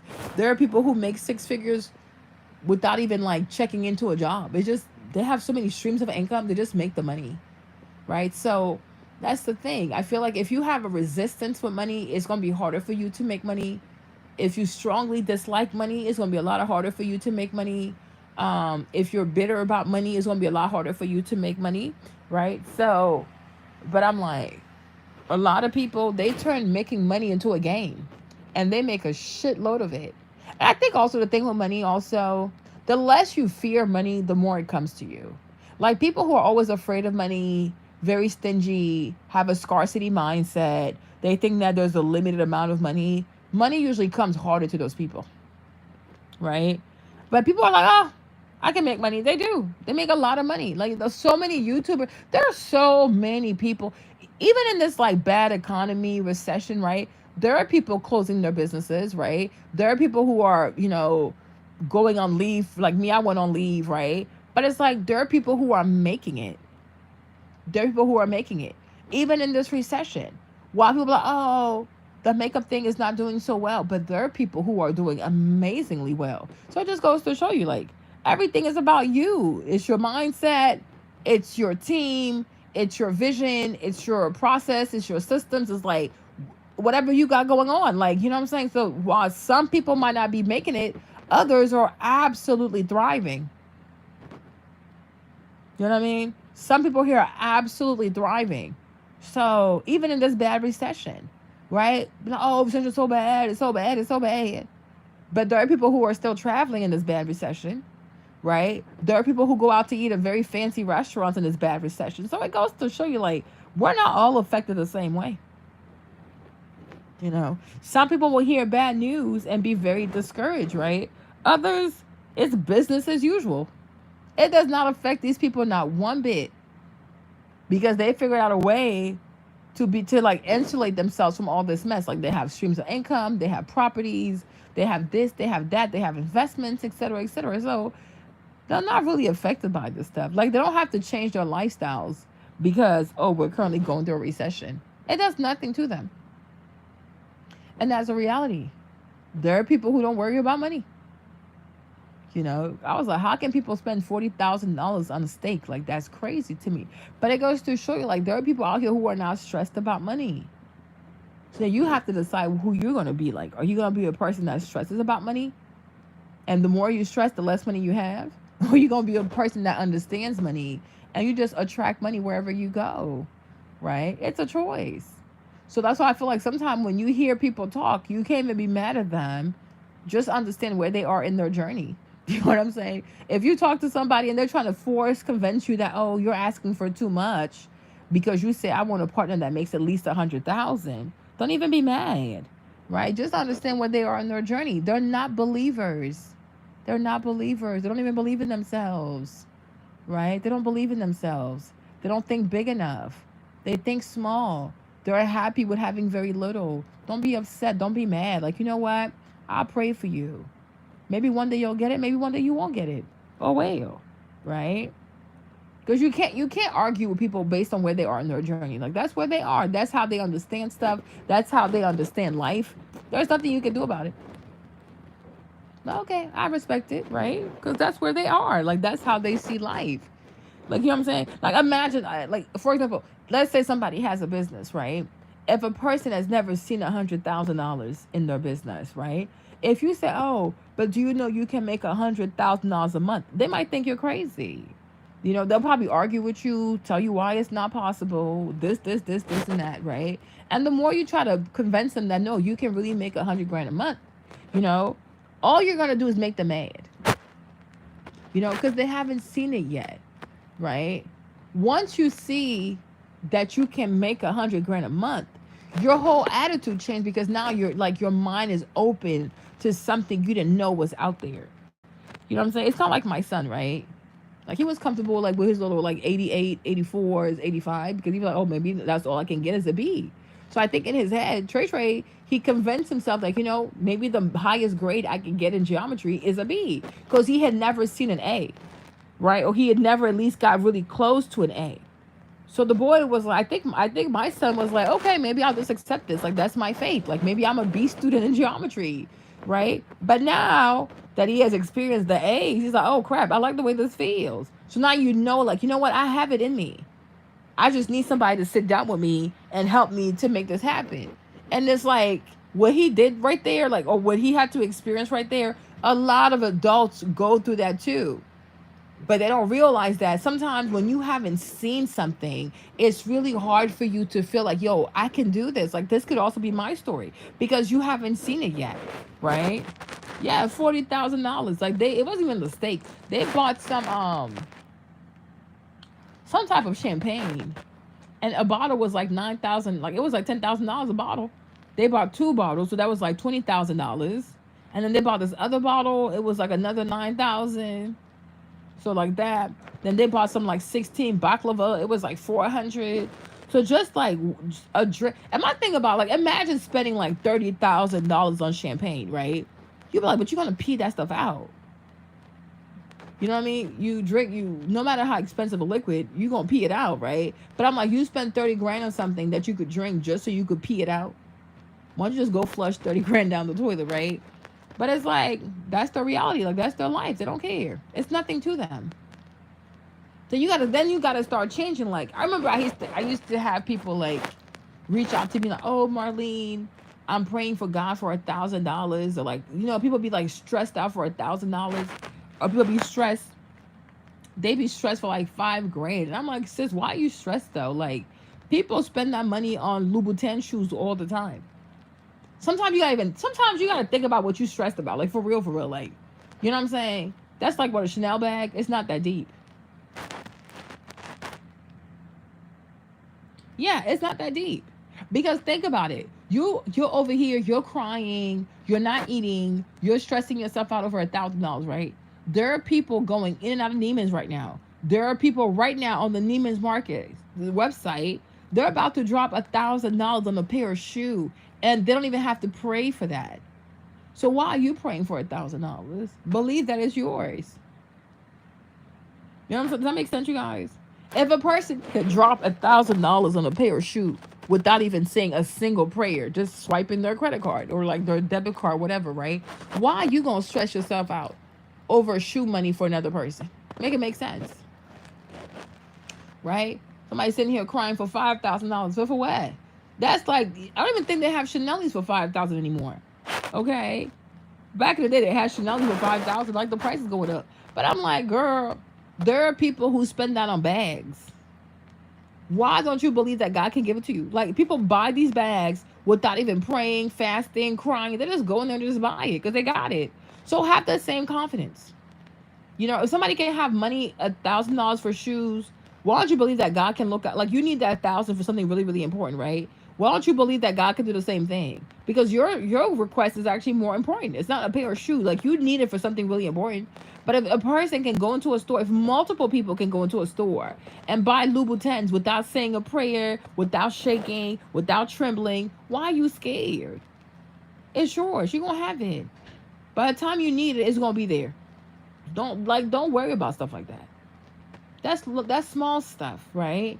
So I'm like, when you see that somebody can spend $30,000 on liquid, just to drink a liquid, like just to drink 3 bottles, you spend $30,000, like $35,000 just to drink something. You're like, damn, that's the most expensive hydration I've ever seen. But it's like, then you like, it just like, it changes your perspective. Like, you know what? Maybe 30 grand is not a lot of money. And that's why I told y'all, Tyrese sitting here crying about $20,000 a month is a waste of our time. Do not feel bad for this man. He has it. Just pay it. Okay? Your lawyer fees are $400,000. So you obviously not scared of 20 grand. It's not a big number. When you've never seen it, it feels like it's a big number. But, sorry, the way he lives his life, that number is nothing to him. It's nothing to him. Like, for most rich people, 20 grand is like $200. It's not that deep. Yeah, bunch of nonsense. Like, one bottle is like 10 grand. It was a 2003 something. They bought 2 of that. Then there was another bottle. It was like a 1993 type of. It's the same class, like it's the same brand, but it was like 1996. That was like $10,000. Then he bought 2 other bottles from like 2003. They were like, yeah, that was like 20,000 something. I'm like, you know what, God, if God can have people out here spending 10 grand on a bottle, 30 grand on a bottle without even flinching, why am I scared? What am I going to be scared for? Yeah, because they have an abundance mindset. But if $100, you know what, and I've come to recognize this, like, even when you like manifest money too, let me tell you something, even when you manifest money, if what you manifest scares you, you're not going to get it. Because you have to own, like, you have to tame that energy, right? Like, if you say, God, I want $1,000, it shouldn't scare you. Because if the number scares you, you're going to have resistance against it. I hope that makes sense, right? Like, a person who is, like, if you're scared of $100, you can't ask for $10,000. Because for you, 10 grand feels like so much money. Okay? It feels like so much money. So it's going to stress you out. It's gonna stress you out. You know what I'm trying to say? You have to, like, when you want to manifest money, you got to get to a point like where the money that you're asking for does not scare you. But if you're scared of the dollar amount you're asking for, you're not gonna get it because it scares you. You can't have anything that scares you, right? Like money is meant to be tamed. Money's not meant to control you, to scare you. It is meant to, like, you have to tame that bitch. Like, you gonna work for me, bitch. Like that type of energy. Makes sense? Yeah, I was like, it was in London. It was in London, so who knows who it was? It could have been an Arab, a Russian, a Brit. I don't know, right? But my point is, like, if there are people out there who can spend $40,000 on liquor without even like, okay, it is what it is. Like, you know what I'm trying to say? Then, like, why is it that I'm not gonna have the same attitude? You know what I mean? If you ain't tripping, I ain't tripping. Like, you know, like, just like that. You know? So I'm like, Tyrese, shut up. Pay that lady. Stop acting like $250,000 is like, oh my gosh, for you. Like, shut up. You know what I'm saying? It's like if you ask Oprah to pay you 20 grand a month, it's nothing to her. It's nothing to her. Just want to go on these podcasts and cry and whine about nothingness because you want, like, you're trying to, because no one, if you talk to regular people about paying 20 grand a month, for them, it's a lot of money. You know, so of course, oh, that's excessive. That's excessive. Of course it is. To you, it is. But it's not you. You're not the one getting sued for that kind of money, right? So it has nothing to do with you. He's getting sued for that kind of money because he got it. And he going to pay it. Point blank, period. And the sooner he pays, the better he's going to be off for it.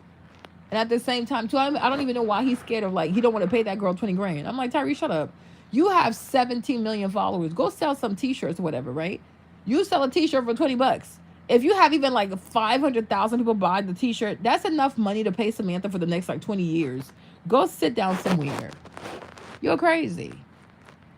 You're really, really crazy. I'm like there are people, like, there are companies who pay influencers that per post. You know what I'm saying? Like, you get me? That, like, there are people, like, there are companies who pay TikTokers $20,000 for a 15-second video for TikTok. Okay, you're gonna sit here and cry about 20 grand that you're paying for a month for a child. Go sit down somewhere. At least that's like 30 days worth of money, right? But I'm like, there are companies, there are brands who pay one person 20 grand, 30 bands. Sometimes it's like, you even have TikTokers who make 100 bands for just one TikTok. Okay, and that mug is like boring, and it's like, what, a minute long? It's like 60 seconds. Imagine paying $60,000 for 60 seconds. So every second's $1,000 pretty much. And these companies, they pay that money. Okay? Because they trying to get their goals. Like, they're trying to meet their goals. I'm about to sit here and start crying over like $60,000. What is this? What are we doing here? It's like, child, pay the lady and go about your business. Okay? So that's that. So it's like, if you want to manifest a certain dollar amount, you have to check your energy. You have to make sure that you yourself are not intimidated by that dollar amount, right? It can't scare you, right? If you say, God, I need to make $20,000, like, you gotta be like, okay, like, you know, gangster, like, stand on business. Like, do not be afraid of that number. Don't let that number scare you, right? And you know how you know, like, you're not scared? Because you'll start to see the number everywhere. Like, everywhere you turn, you'll see that dollar amount. That's when you know you've mastered the energy of the money that you're asking for. You understand me? Like that. So then you go like, oh, you ask for 5,000. Then you're not afraid of it. You'll start to see 5,000 everywhere. You're going to get it. It's yours. Once you master that, ask for 10,000. Once you master that, ask for 20. Once you master the 20, ask for 50. Once you master 50, ask for 100. Okay? But don't let that scare you, though. Don't be afraid of money. And that's a trap they have out here in this society, in this world, right? Because you know how we live in like a metaverse, like a simulation. They want a lot of people to be scared of money, so that people can work for long years. People can work overtime. People can be stressed out here, right? But rich people, they ain't scared about money. They ain't scared. Because rich people understand there's money out there, man. I have nothing to fear. But like everyday people, poor people, they're constantly trained to be afraid, to want more, afraid to ask for more, afraid to believe that they deserve more, because they need a working class. They need a working class of slaves. People who believe that they're limited by their age, limited by their gender, limited by their skin color, limited by their zip code. They want you to have a limited mindset. Because the more limited you are, the more they can control you. And the more they can tell you, oh no, all you deserve is this. All you ever get is this. And then you say, oh yes, yes, yes, yes. You know what I'm saying? But it's like, why? Why not me? Why not you? Right? So that's it. So that's gonna be my challenge for y'all. I need you to think of a dollar amount. You don't have to tell me, but I need you to think of a dollar amount because everybody needs money. Like everybody has financial needs, right? 2024. I need you to think of a dollar amount that you want to manifest. It could be 20,000. It could be 100,000. It could be 5,000. I mean, no, it's 2024, so maybe ask for more, right? But ask for like 20,000, 30,000, 50,000, 100,000, even 250,000, even $300,000. Anything is possible. You should T. You really should not T. I know it sounds like fucked up, but then again, I do know you love me, so you're not gonna judge me, right? But I know it sounds fucked up. But it's like sometimes we even ourselves, like when we constantly call ourselves. I mean, it's true, but when we constantly say, "Oh, I'm a black woman," right? Do we also like? Are we also aware of the negativity or the limits and the ceilings that we put on ourselves by saying that? Right? Maybe sometimes you should just say, "Hey, I'm T. That's it. That's that." Right? I'm just T. I'm not a. I mean, yeah, I know I'm black, but I need to break through those like boxes. Like I need to break through those ceilings. I don't want to just be those things. Right? You know what I'm trying to say? I am T. I'm a child of God. I'm a human. Like I'm Marlene. That's it. No, that's it. I don't want to be a black woman today. I don't want no. I just want to be Marlene. Like I want to be a child of God. And whatever God has in store for me, boom, boom, boom, boom, I'm claiming it. Makes sense? Like if tomorrow I have to work with like 25 Japanese people, cool, I can do it. I'm Marlene, I'm a child of God. Does that make sense? Because I feel like sometimes, even though we mean well, but sometimes when we say black woman, it usually means like sadness, loneliness, depression. Things have to be harder for me. I feel like, not trying to be offensive, but I do feel like sometimes it's like you're calling strife on your life. You don't mean to. You're trying to be loyal to your people. But how about being loyal to yourself, right? To your own energy. Because before being black, before being a black woman, before even being a human, right? I believe that we were all like energy, like we're all some type of energy, and we came here to have a certain experience. Now, because this world has certain rules, slavery, like there's certain rules, there are certain things out here, so fine. We play by these rules, but do we really have to? Do we truly have to? Right? Because you have your energy. Right? T has her own energy. Like you were born to accomplish some things, not just as a black woman, but as T, like the energy of T. Like who is that person? And sometimes in the efforts of being like race loyal, whatever, we care more about our skin color and our gender than our actual energy. And I'm not saying this to be offensive, but it's true though.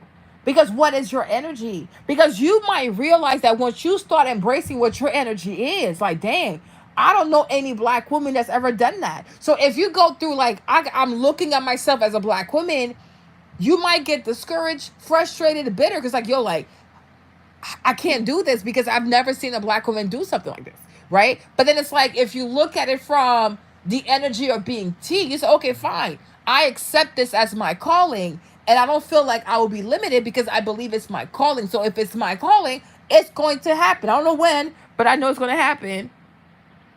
Does that make sense? Like, am I making sense, you guys? Because we all have energy. Some of us are called to be writers. But are we called to be black writers? Or are we called to be just writers, like great writers? Would you rather be a great writer or a black writer? Be a great fucking writer. And then if they feel like, oh, wow, like you happen to be black and they want to celebrate that too, more power to them, right? Some of y'all might be called to make jewelry. I'm saying that because I'm looking at jewelry now, but some of y'all might be called to be jewelry designers, right? Do you want to be a black jewelry designer or you want to be the best freaking designer out there in the world, right? Because like this stuff is like, yeah, it's too much because I'm like, hey, Lena, we have everybody has their own energy. Some of y'all might start restaurants. You might become chefs. Do you want to be a black chef or do you want to be the greatest chef you've ever known? Does that make sense? So I'm like, because I've been thinking about this kind of stuff. You know what I mean? And it's not to be offensive. Because sometimes if you look at things, especially in this society, in this world, if you look at things through being black first, you might get depressed. You know, if you look at things like, oh, I'm black first, you might get depressed, or I'm poor first. You know, if you say, well, I'm poor, oh, well, there you go. You know what I mean? And as soon as you start looking at things a certain way, it just depresses you. Like, it brings depression, it brings defeat. It's like, well, what's the point, anyways, right? I'm poor. So, what poor person you know ever did something like that? Because you see, the lens through which you're looking at this thing, it's not good. It's really not good, and it limits you, and it puts shackles on you, and it puts weights on you, and it makes you feel like, oh, you can't do this, you know, it has never been done before. Yeah, if I look it through this lens, but what about this other lens, right? Which is like, I'm just Marlene, I'm just energy in human form, I'm just a human. Okay, and so I'm like, let me be a human being. You know, like, that might change your perspective too. You know what I mean? Because I'm like, perspective matters a whole lot. You know, your perspective matters a whole lot. It can either uplift you, or it can really kill your spirit. You know, it can really kill your spirit. And you have to be honest. A lot of times, if you look at things through the black lens, the black woman lens, you can, you know, it can really work a number on your brain. You know, it can work a number on you. It can make you sad. It can make you feel lonely. It can make you feel undesirable. You know, like for me, for example, I had to stop looking at things like, well, I'm a dark skinned black woman. Like, oh, no, no, no. I'm a woman. I'm beautiful. You know what I mean? It's very rare for me to describe myself as a dark skinned black woman, because I feel like sometimes when you say dark skinned black woman, people expect you to have low self esteem. You don't like yourself. You know what I mean? No man wants you. That's not my truth at all. Oh, no, no, ma'am. Oh, no, no. So, like, if I watch content and some girls are crying about being dark skinned, I don't internalize that, because that's not the lens through which I live my life. I live my life through that of a very beautiful woman with a beautiful skin who does not need makeup to be beautiful. Okay? Like, no, no, no, ma'am. No, no, no. So I'm very confident in myself. Like, yep, I look good. You know what I'm saying? Nope. I'm like, oh, dude, because I'm dark skinned. Oh, I'm a dark skinned black woman. Because a lot of time you start doing that kind of stuff, and you start to, like, you know, behave like somebody who's undesirable. Light skinned people are better than me, and this and that. Nobody wants me. I'm not attractive because I'm dark skinned. Oh, hell to the nah, nah, nah. When I was younger, I used to feel that way. But I got older, like, nope. No, ma'am. I'm Marlene. The most I was like, yeah, I'm black, you know what I'm saying? But, oh, I'm a dark skinned black woman. No, being a dark skinned black woman is not my identity. Like, it really is not. I refuse that. Oh, no, I rebuke it. Yeah, I mean, if you see me as dark skinned, that's fine. But me, I see myself as a beautiful woman. Like, point blank, period. You see? So, like, if I'm in a situation, like, I'm not going to feel like, oh, maybe I need to hide. Maybe I'm too dark for these people. Maybe they won't find me beautiful. Like, no, it sounds like a you problem. Because there's nothing wrong with my complexion. I've never had issues with people liking me, as far as I can remember. Shit, I'm actually married. Okay, so it's like, what is your point? So I don't internalize like you have.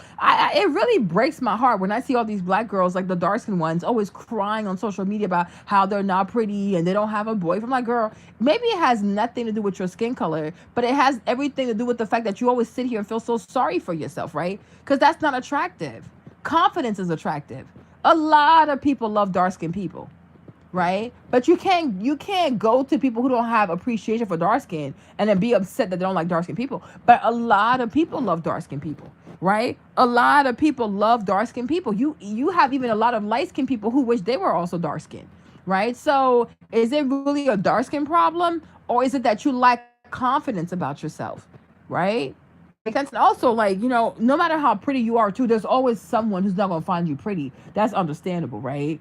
You know what I'm trying to say? But they can still be nice to you. They might not be sexually attracted to you, but they're like, oh, you know what? But you're really fun, though, really smart, right? Just like you also are not attracted to everything you see. So that's perfectly fine. But I'm like, no, I'm not. No, no. There are a lot of beautiful dark skinned black men, and they are highly solicited. And many of them are paid millions of dollars for being dark skinned. So no, no, no. Nope, nope, nope, nope. You will not scam me today. Exactly. And that should and that's what we should be happy about. Why do we want to be sad about people who don't like us, as if we like everybody? Makes sense, but I'm like, you would never see me crying on social media about, oh, I'm dark skinned and no man wants me, and light skinned men walk past me, because I can't even say that. My husband is like super light skinned, so I can't even say that. That's not my reality. Like, no, there are plenty of dark skinned women who have beautiful husbands, gorgeous kids, gorgeous skin. Like, what are we even talking about? So sometimes I don't even feel like it's the skin color that's an issue. I think you lack the confidence, right? Because you people can actually think you're really pretty, but because you are so obsessed with being ugly, you don't even see that people think you're pretty. People give you compliments, but it's like you don't even listen because you're so stuck on feeling sad about yourself. Like, girl, bye. There's nothing wrong with you. But it's like today, like victim trauma, it's a thing now on social media, right? Oh, everybody feels sad for me. Let's feel sad.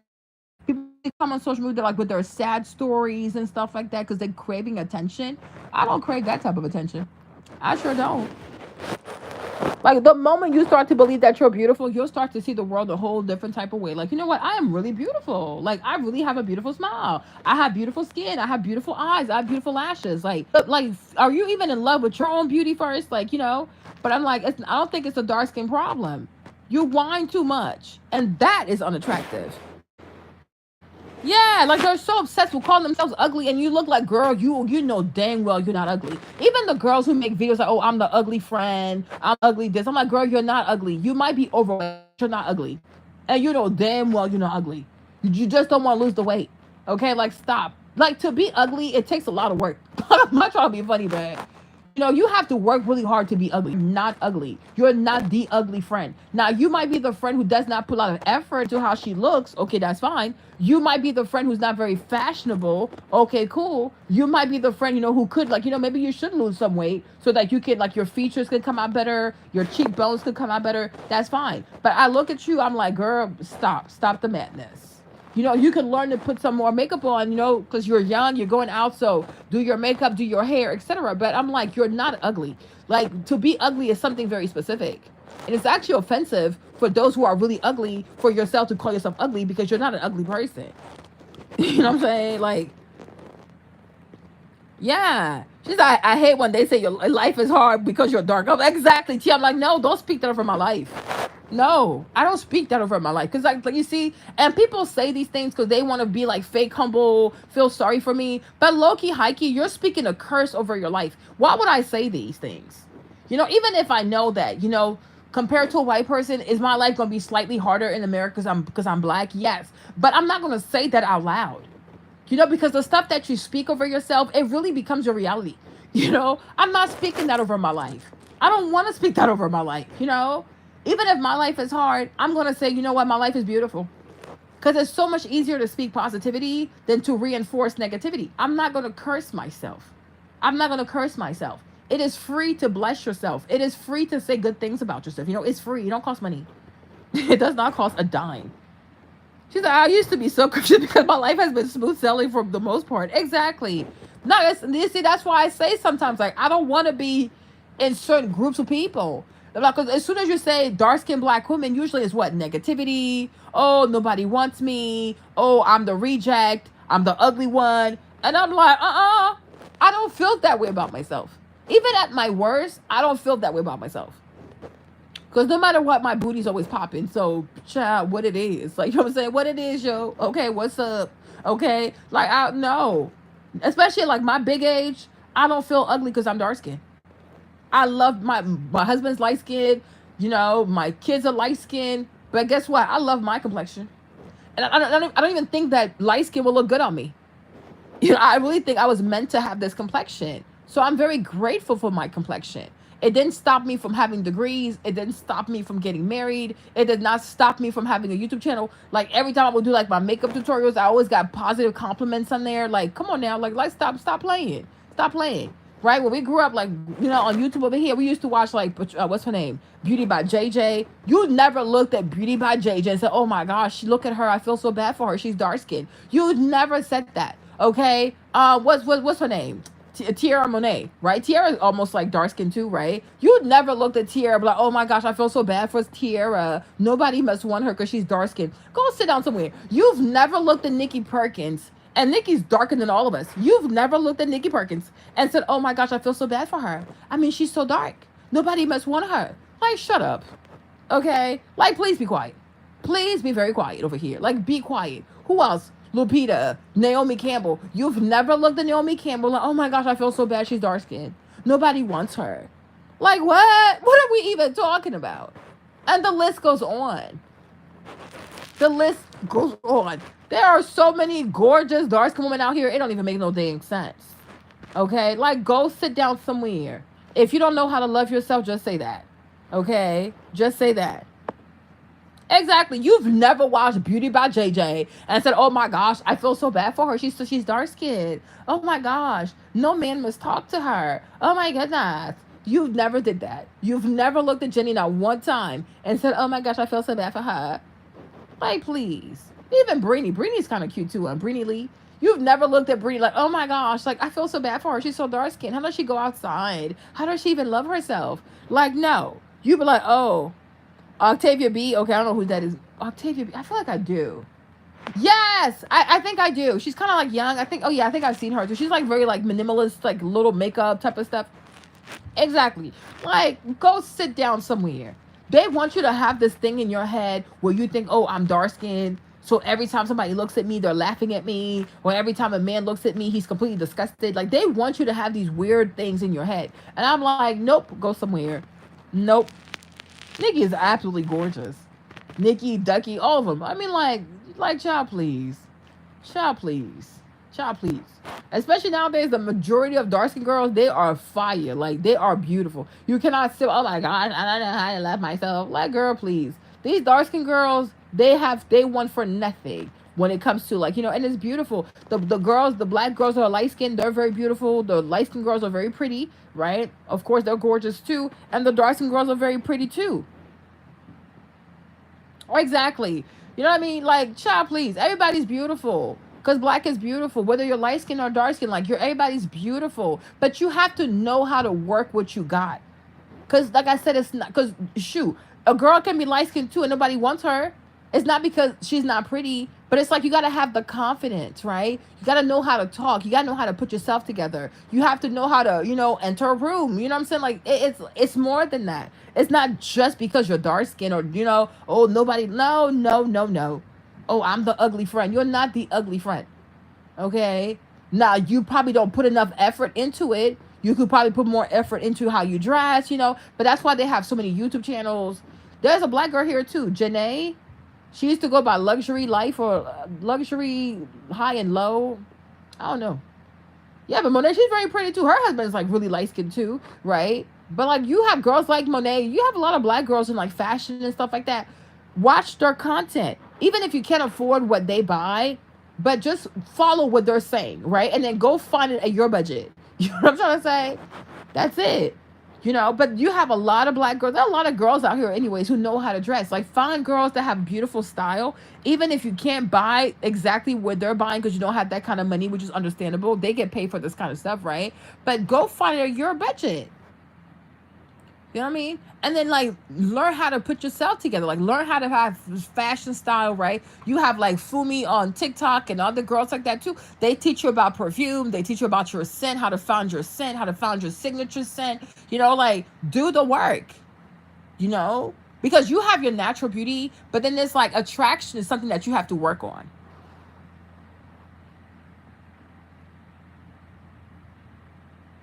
Exactly. You know what I mean?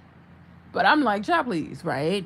But it's like you have to work, and like even like your hair color too. Can you be dark skinned and have like a 6'7", 6'17" type of blonde? It's not gonna work for you, right? So you have to know how to pick your hair color. You gotta know how to pick your hairstyles for your face, etc. But it's like, you're not ugly, okay? You just need to glow up. Like, come on now. You know what I'm saying? Like, you need to put yourself together. Like, even Aaliyah, y'all know I love Aaliyah's face. I really do love Aaliyah's face. But Aaliyah's face also, even though she's light skinned, I mean, she's biracial actually, right? But child, she had her booger moments, right? She was all over the place. She looked a hot mess. She had little chubs, right? But she fixed it. She fixed it. Now she's very polished. But it's the same person. It's just that now she has found her look. Like, she's more polished. She knows how to dress. She knows how to put herself together. She understands what works for her. That's it. but it's the same person. You know, you watch her videos from 7 years ago, it's the same person, but it's the same person with a different skill set. Now she understands the business of being attractive, right? She knows how to look like a brand. So it's like, I'm ugly, I'm ugly. Like, stop trying to get people to feel sorry for you, okay? Stop it. You're not ugly. Like, you're doing too much, okay? It takes a lot of work to actually be ugly. Yeah, I'm telling you, like, yeah, I'm like, that's the thing. You'll meet like a dark skinned girl. She's like, oh, I'm not happy to be dark skinned. But then the light skinned girl, the biracial one, she wish she had your complexion. You know what I mean? So I'm like, what are you even talking about? And then you're like, oh, I wish I was light skinned. She's like, oh, I wish I was dark skinned. You know? So we should, like, that's the thing. It's a beautiful thing. So it should be empowering, not a cause for division or whatever, right? Because I'm saying, like, it takes a lot to be ugly. That's what I'm gonna say. Like, you really have to work hard to be ugly, especially this day and age. You really have to, like, you have to work hard to be ugly, because today there's clothes, there's weight loss, you have corsets, you have waist trainers, you have lashes, you have weaves, you have weight loss, you have BBL. I mean, look at Cardi B. Okay, look at Cardi B back in the day, and look at Cardi B today. So I'm like, this day and age, anybody can be beautiful. You really have to work hard to stay ugly or to be ugly. You know, like, that's actually a commitment. So no. Yeah, Leah transformed herself, but I'm like, it's the same person, right? But before, she was not well put together. Like, now she knows how to put herself together. So it looks like a whole different product, because she's learned, like, okay, how do you dress? How do you style your hair? You know what I mean? Like, how do you accessorize? You learn all these little things as you go, right? But it's the same human being. It's the same human being. Yeah. You know what I mean? So I'm like, is it that you're ugly, or is it that you don't know how to put yourself together? And I think it's more about you don't know how to put yourself together. I don't think anybody has an issue with your skin complexion. But if you don't know how to analyze a problem correctly, you will make the wrong diagnosis. And I think a lot of Black girls make the wrong diagnosis. I'm like, it has nothing to do with you being Black. It has nothing to do with you being dark skinned. You know what I'm saying? You're just making the wrong diagnosis because you are looking at this from the wrong vantage point. You don't know how to sell yourself. You know, you don't know how to be, you're beautiful, but you know how to be attractive, right? Because you can be a pretty girl, but you probably not going to get asked out because you don't have that sexy thing going on. Does that make sense? So it's like, yeah, maybe boys do find you pretty, they find you beautiful, but you don't have sex appeal. You see, those are two different things. But the people actually tell you they thought you were ugly, or you think they think you're ugly. See, that's why I said don't go around assuming stuff, because you're gonna assume all types of wrong. Unless the person told you unless like buku people came to your face and said, oh yeah, you're ugly, you can't assume that you're ugly. Oh, they don't like me because I'm ugly. Did they tell you that? I don't think so. I think it's more so like, yeah, you're a pretty girl, but you don't know how to put your best foot forward. Like, you don't know how to be like, you don't know how to do conversation. You don't know how to flirt. Don't know how to dress. You don't know how to pick the right perfume. You know what I'm trying to say? Like, it might be more of that, especially the conversation part. Yeah. Yeah, maybe people call them, but I'm like, you can't take shit from high school and bring them to your adulthood. Like, middle school, high school, everybody's stupid as hell. Okay? But I'm like, now that we have, like, you have the internet, like, you have YouTube, you have Instagram, you have TikTok, like, you know, there's no way you never came across Black people who look just like you. Like, there's no way you didn't come across Black girls who look just like you, and they're just, like, killing it. Like, there are too many I'm like, no, I'm on Instagram every day. Like, there's too many popping Black girls. Like, it's not even like when we first came out on YouTube. Like 2023, there are too many beautiful Black girls on social media. Come on. Skinny, thick, overweight, light skin, dark skin, medium skin, long hair, short hair, pixie cut. Yeah, it's too many of them. Sometimes I lose track. Okay? There are just way too many. There is too many of them. There's no way they're not on your FYP page. There is no way they're not, like, coming across your timeline. I refuse to believe that. They're all over the place. Like, you don't have to go look hard to find them.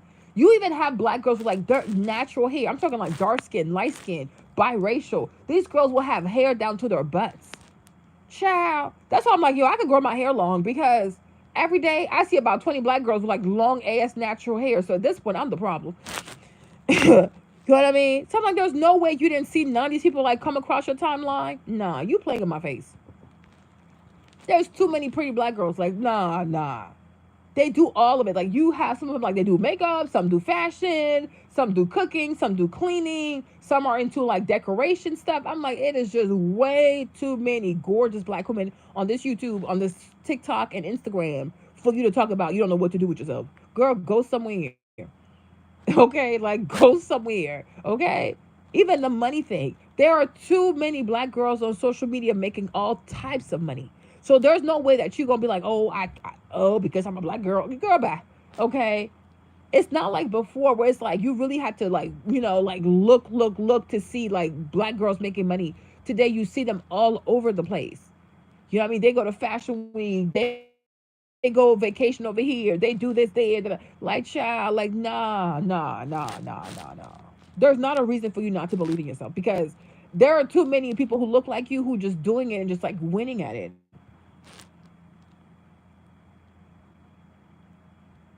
You know what I'm saying? It's like, nah. It's all over. Like, one thing about social media, though, God has made it so that if you're a black girl, you don't have a reason to have self esteem, yeah. It's too many of them. From the celebrities to like the everyday girl on YouTube or on TikTok or on Instagram. Like it's just too many of them. And they're very pretty. You know what I mean? It's like, damn, is anybody born pretty nowadays? Like, it's just like they're very pretty people. So it's like, okay, right? What do you have to work on to take it to the next level? That's it, but you're not ugly. I'm like, oh, I'm the ugly friend. No matter. I was like, oh, stop begging people to feel sorry for you, okay? Stop coming to social media because you're starving for attention. Oh, you're not ugly, sis. You're pretty. Girl, you already knew that. Stop. Stop doing that, okay? You or maybe ask people to help you. There's another black girl too. She does that on TikTok. I mean, she also does it on YouTube. She'll have like a live session, and girls like these black girls who are about to go on dates will come on the live, and then they'll show their date outfit, and then she'll help them like she'll critique the outfit and see how they can improve the outfit, right? So I thought that was kind of cute. I like her show. That's kind of cute. That's a really cute one. Um, so I'm like, because I feel like that's the main thing. The presentation is the main thing. Otherwise, I don't think people actually do find you ugly. Presentation needs to work on, because if you are young and you're trying to date, it is kind of competitive. So your presentation does matter, right? And then also, like, are you good at making conversation with people? Or are you really, really shy? Because that could also be a problem. Because, you got to know how to make some type of conversation, right? You got to know how to be like a little flirtatious without taking it too far, right? So, like, those kinds of things do matter. But, like, to say, oh, no, I don't have a boyfriend because I'm ugly, I don't believe that. Even ugly people have boyfriends. So, no, I'm not buying it. I'm not buying it, you know? And then also, like, even when you go out, like, you have to look like somebody who wants to be talked to. If you go outside and your face is mad tight, you look like you're constipated, people are not going to talk to you because you don't seem like you want to be talked to. So they'll leave you alone. You know what I'm saying? So it's like, it's a lot of things. It's a lot of things. Are you telling us everything we need to know right now? I don't think so. Because you want us to be like, oh, yeah, look at this. They're being mean to a black girl. They're not trying to like this black girl. Like, I need to see you go out with your friends and see how you interact with people. So I can be like, okay, I think this is what the real problem is. Okay. Because this, I'm ugly thing, I don't buy into that. There's too much out here for you to look good nowadays. Like, I don't believe that. Like, child, please. Even Zara, like, Zara never hit. They never miss. Okay. Zara never misses. I see some of these outfits from Zara. Like every time I see a new out, even like right now it's like blazer season, right? They have all these blazers out here. But I'm like, even an outfit from Zara alone can make you look like $1,000,000. Okay, they have dresses, they have suits like with the jacket and the pants. Like Zara has a lot of nice pieces for their price point to really make you look like you a whole boss out here. Like, yeah, like she rich. So that's what it really is. Yeah, so I'm like, don't let people get to you. So that I don't really like for the longest, like for a very, very long time, I have not seen myself as like a dark skinned black woman. Oh, here we go. Like, yeah, Zara has a lot of nice pieces. I follow girls. I tell you, like today, I'm like today's age. You can walk outside and look like you own a business. But it's up to you, right? Like, that's why some of the fashion girls, they'll teach you about like investment pieces, like, because not everybody can buy everything. Like influencers, when you get to a certain level, the stuff is sent to you, you're paid to wear the stuff, so it's a little different, right? But my thing is, right, you can still get like investment pieces. You understand? But there are certain outfits out here that make you look like, oh wow, like she's somebody important.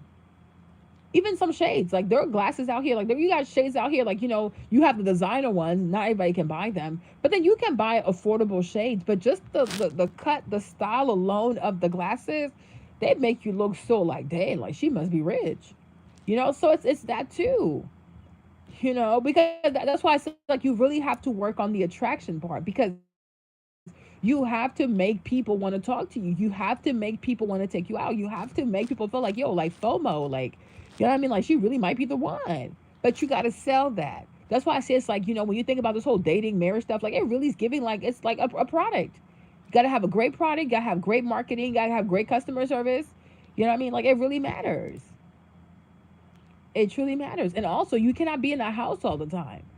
Like if you're trying to date, you're trying to be outside, you want to be somebody's girlfriend, fiance. How's that going to happen if you're always in the house? Like you also got to make, that also has to make sense. That also has, like, it has. So that's why the whole, like, oh, all this because I'm black, woo is me. I don't really believe in that. Because I feel like for some people, it's just an easy excuse every time. Every time they're not winning, oh, because I'm black. Oh, because I'm black. And it's like, no, we need more details. Like this is a little too much. You know what I mean? You also have to go outside. And then you have to also try to go into like better groups of people. You can't just hang out with the same people sometimes. Because that group of people, like, they might be low vibrational, Because I also feel that way sometimes, right? I feel like sometimes too, you guys, don't be mad at me, but I do feel like if you're trying to attract certain type of mans with certain type of money, you got to carry yourself a certain way. Sometimes you have to let go of certain habits, like, because certain habits are very childish. Like, oh, I want to go smoke hookah. Okay, do you think a lot of six-figure people smoke hookah? Do you think that classy people smoke hookah? I don't know. You tell me. You know what I'm saying? So sometimes you got to ask yourself that, like, and even if they do, but what kind of hookah bars do they go to them type of hookah bars, or they go over there, right? Because that matters too. Like, setting is everything, location is everything. So sometimes you have to outgrow your current friends or your current crew to be around people that you really want to be with, who can like take you to the next level.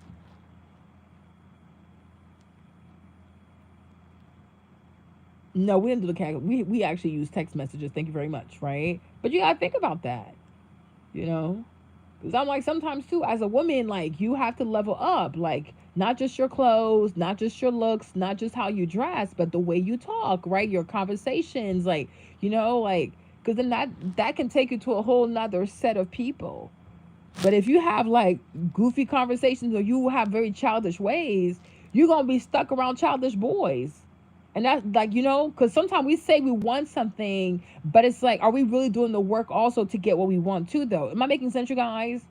Right? Because let's say you want to be with, like, oh, I want to marry a doctor. I want to be somebody that's rich, that's a doctor. Okay, but doctor people, how do they act? Do they go to hookah bars? Do they talk all loudly and stuff like that? I don't know. You know what I'm saying? So you might want to study. Like, sometimes you have to study the people that you really want to have in your life. And then you kind of become just like them. And yeah, I'm being like, you can't do that with everybody.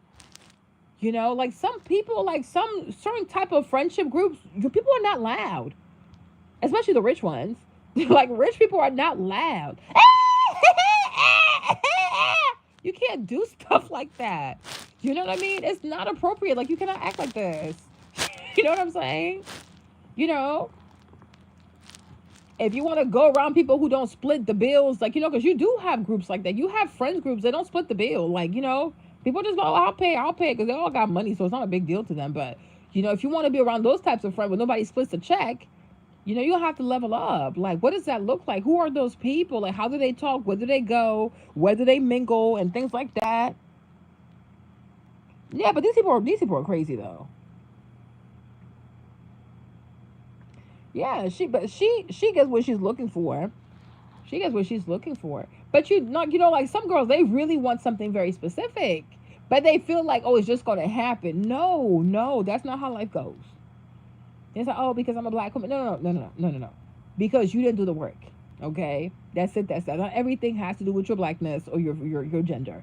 You have to be willing to change sometimes, and that's the truth, right? You know what I'm saying? If you want to be around classy people, you have to work on becoming classier, right? Sometimes you might have to read books sometimes because the people that you want to hang out with, they read these types of books from these types of authors. So you're going to have to start reading those types of books. Like sometimes you have to change. That's why I told you, like, look at Eve. Like, Eve was like, Eve knew. I'm not trying to be offensive, okay? I'm not trying to be offensive. Don't come for me, okay? I do love Eve, but come on now. Like, you think Eve knew something about being a wife of a billionaire? Like, seriously? Like, let's be honest here. Like, seriously? You think Eve knew something about being the wife of a billionaire? You think Eve knew something about being the wife of a white man? Okay, you think Eve knew something about being the wife of a British billionaire living in England and being a stepmom to two white children? Okay, she knew nothing about that. She was rich, but she wasn't that billionaire rich. It's a whole different type of rich. And I told you, like, if you notice, she cut us off. She's like, fuck y'all.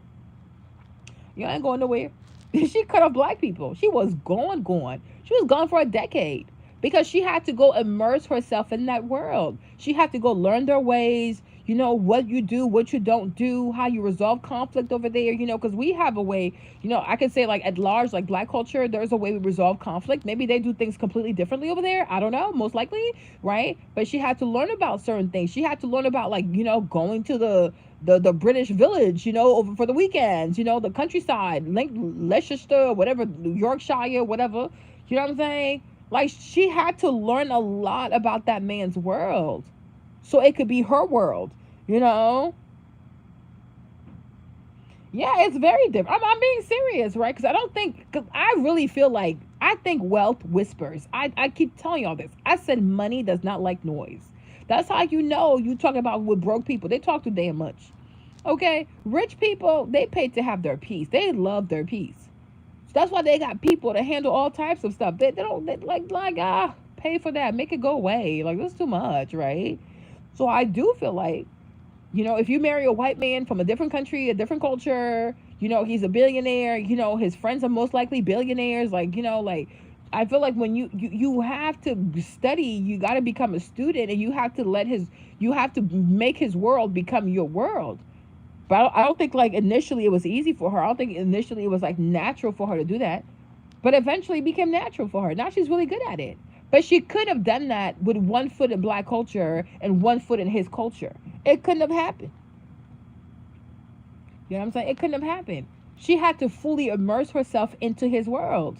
Understand this man, his friends, his family, his culture, his children, and what role she was going to play and how she was going to secure this marriage. Once the marriage was secure, then she came back to us. Because we ain't going nowhere. Where we got to go? We're going to stay right here. So, like, that's what I'm trying to say. So it's like sometimes you got to think about what you really want. And sometimes what you really want involves you not being around black people. Not to be offensive. Don't come for me. Okay? Or you might have to change the certain type of black people you hang around with. Because sometimes I'm trying to be funny. I'm not trying to be funny. And I'm not trying to be mean, right? But sometimes also, wanting to be too race loyal, it can set you back. It can set you back. Because you don't want to let go of these black people, but at the same time, they're not trying to grow too, though. They're not trying to evolve also. So I get it. You want to be around black people, I get it. But they got to help you help them. And sometimes, like I said, you got to pick yourself. And it sounds very selfish. I know it sounds very selfish. It's not very mean, but it's the truth, though. You only have one life to live. So she cut us off. And she went and lived her best life. Like, no, I really have to make this. I have to make this work. Like, this is what I really want for my life. And you look at her today, look at her. She's not regretting nothing, right? But then look at Ashanti over here, child. If she really is pregnant, and that's sad. Like, I don't know. I hope she's not pregnant. But if she's really pregnant, like, it's really sad. It's sad. You waited all this time to let this man make you a baby mama, though, like, for real, for real. I told you. Because this is the culture. This is the culture. People are not serious over here. It's the culture, right? That's why I said sometimes you got to pick yourself and you just got to go. You know what I'm trying to say? Because I'm like, it's crazy because you're a bigger... If this is true that you really are pregnant, look at Jeannie Mai. Jeannie Mai used to steal cars. It really is. And that's what I'm trying to tell you, T. I feel like sometimes black people don't let you evolve. They don't let you move on. We don't allow our people. We say we're black, but we don't give permission to our people to outgrow us. Just like with Coach Dion, like yo, like you can't be mad at this man because he left Jackson State. You cannot be. You gonna be mad until when? Like get over yourself. Like get over yourself. You can't tell another black person not to go for something bigger because you feel like, oh, you black. Yeah, he never said he was not black. He just said it's time for him to move on from Jackson State. You know what I'm saying? Instead of being mad at him for for leaving Jackson State, at least be grateful that he even came to Jackson State, right? Because he never could have came. Y'all could have always wondered. I wonder what it is to be with Coach Dion. But at least he came to y'all. He gave y'all 2-3 years. Count your blessing. Is it nice to have more? Yes. But that's why in life you don't take nothing for granted.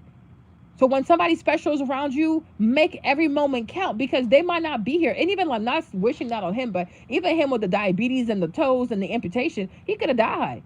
So okay, he went to Colorado State. But at least y'all got 3 years from him, right? Make that count. Stop being bitter. Get over yourself. Like you have to let people go. You have to let people grow. Like that's the whole part of being community, like family, whatever. You got to understand that sometimes, like for as much as I want you to stay with me, I get it. God has a bigger calling for your life, and it's nothing personal. It doesn't mean you don't love me. And maybe when you do make it, you'll come back and you'll get me. You got to stop taking stuff so personal. You know, stop taking stuff way too personal. If you love your people, you have to be okay with letting them go, because you listen. God put something in them and they have to go fulfill that. And they can't do it here. Even the Bible says, like a prophet, he's not appreciated in his own home. You got to go elsewhere sometimes, right? People have to spread their wings. And it's okay. And you have to love people enough to let them go. Like, I knew Eve was gone. I didn't take it personally. Because I'm like, she has to transform herself. Like this whole rapper thing is not a good image. She's not as bad as like a Sexy Red or whatever. She wasn't as bad as Little Kim. But like in the bougie world, in a very classy world, a very elitist world, it's not clout to be a rapper. I'm not trying to be funny, but it isn't. Okay? And then you have Stevie J thing, the sex tape thing, the stripper thing. Child, please. Let me tell you something. You okay? Okay. So for her to make her marriage work, she had to cut that world separately. Anybody that can remind her of her past, bring up her past, like, child, cut these people off. Okay? Once you secure the marriage, then you can come back. We're going to be here. We're not going anywhere. Yeah. But like today when you look at Eve, like you like, yo, like she looks really happy. She looks well fed. She looks well fed. She looks well taken care of. She looks really happy, and I'm really happy for her. Sometimes you don't make the best decisions when you're young. You really are a product of your environment. But one thing I do appreciate about Eve, though, is that once she knew better, she did better. And her life shows that, she's learned from her lessons, right? She didn't make being ignorant a brand. She didn't make being a stripper a brand. She didn't sit here and make all kinds of excuses. Oh, this is what I have to do. I had to be a sex worker. Da, da, da. She never did that. Even as a rapper, she was very classy. She never had to like twerk. She never did that. But to get to another level too, like a higher level, because $1 billion level, that's a lot of money. She had to rebrand herself altogether. And she made the right choice. She really did. She really did. She really did. And for that, I'm really proud of her. It's not how you start in life, it's how you finish the race. And she's doing a beautiful job. So that's what it is. You don't have to embrace ignorance. You don't have to embrace bad decisions. You know what I mean? You don't have to be, no, you don't. You don't. You know what I'm saying? You have the right to reinvent yourself. Especially if God gives you an opportunity to reinvent yourself, go for it. And fuck anybody who wants to make you feel bad about it. Go reinvent yourself. Go start over. Shoot, you ain't losing nothing out here. Right? So that's the thing. Like sometimes it's like sometimes you outgrow people. And yeah, it's your people's, but you've outgrown them. You can come back. You can go get yourself, and then once you make it, you can come back and get them. Those who actually won't listen to you, but in the meantime, you got to put yourself first because you have dreams. You have things that you want to do. You have places that you want to. You got to make that come true. Like doesn't make you a bad person.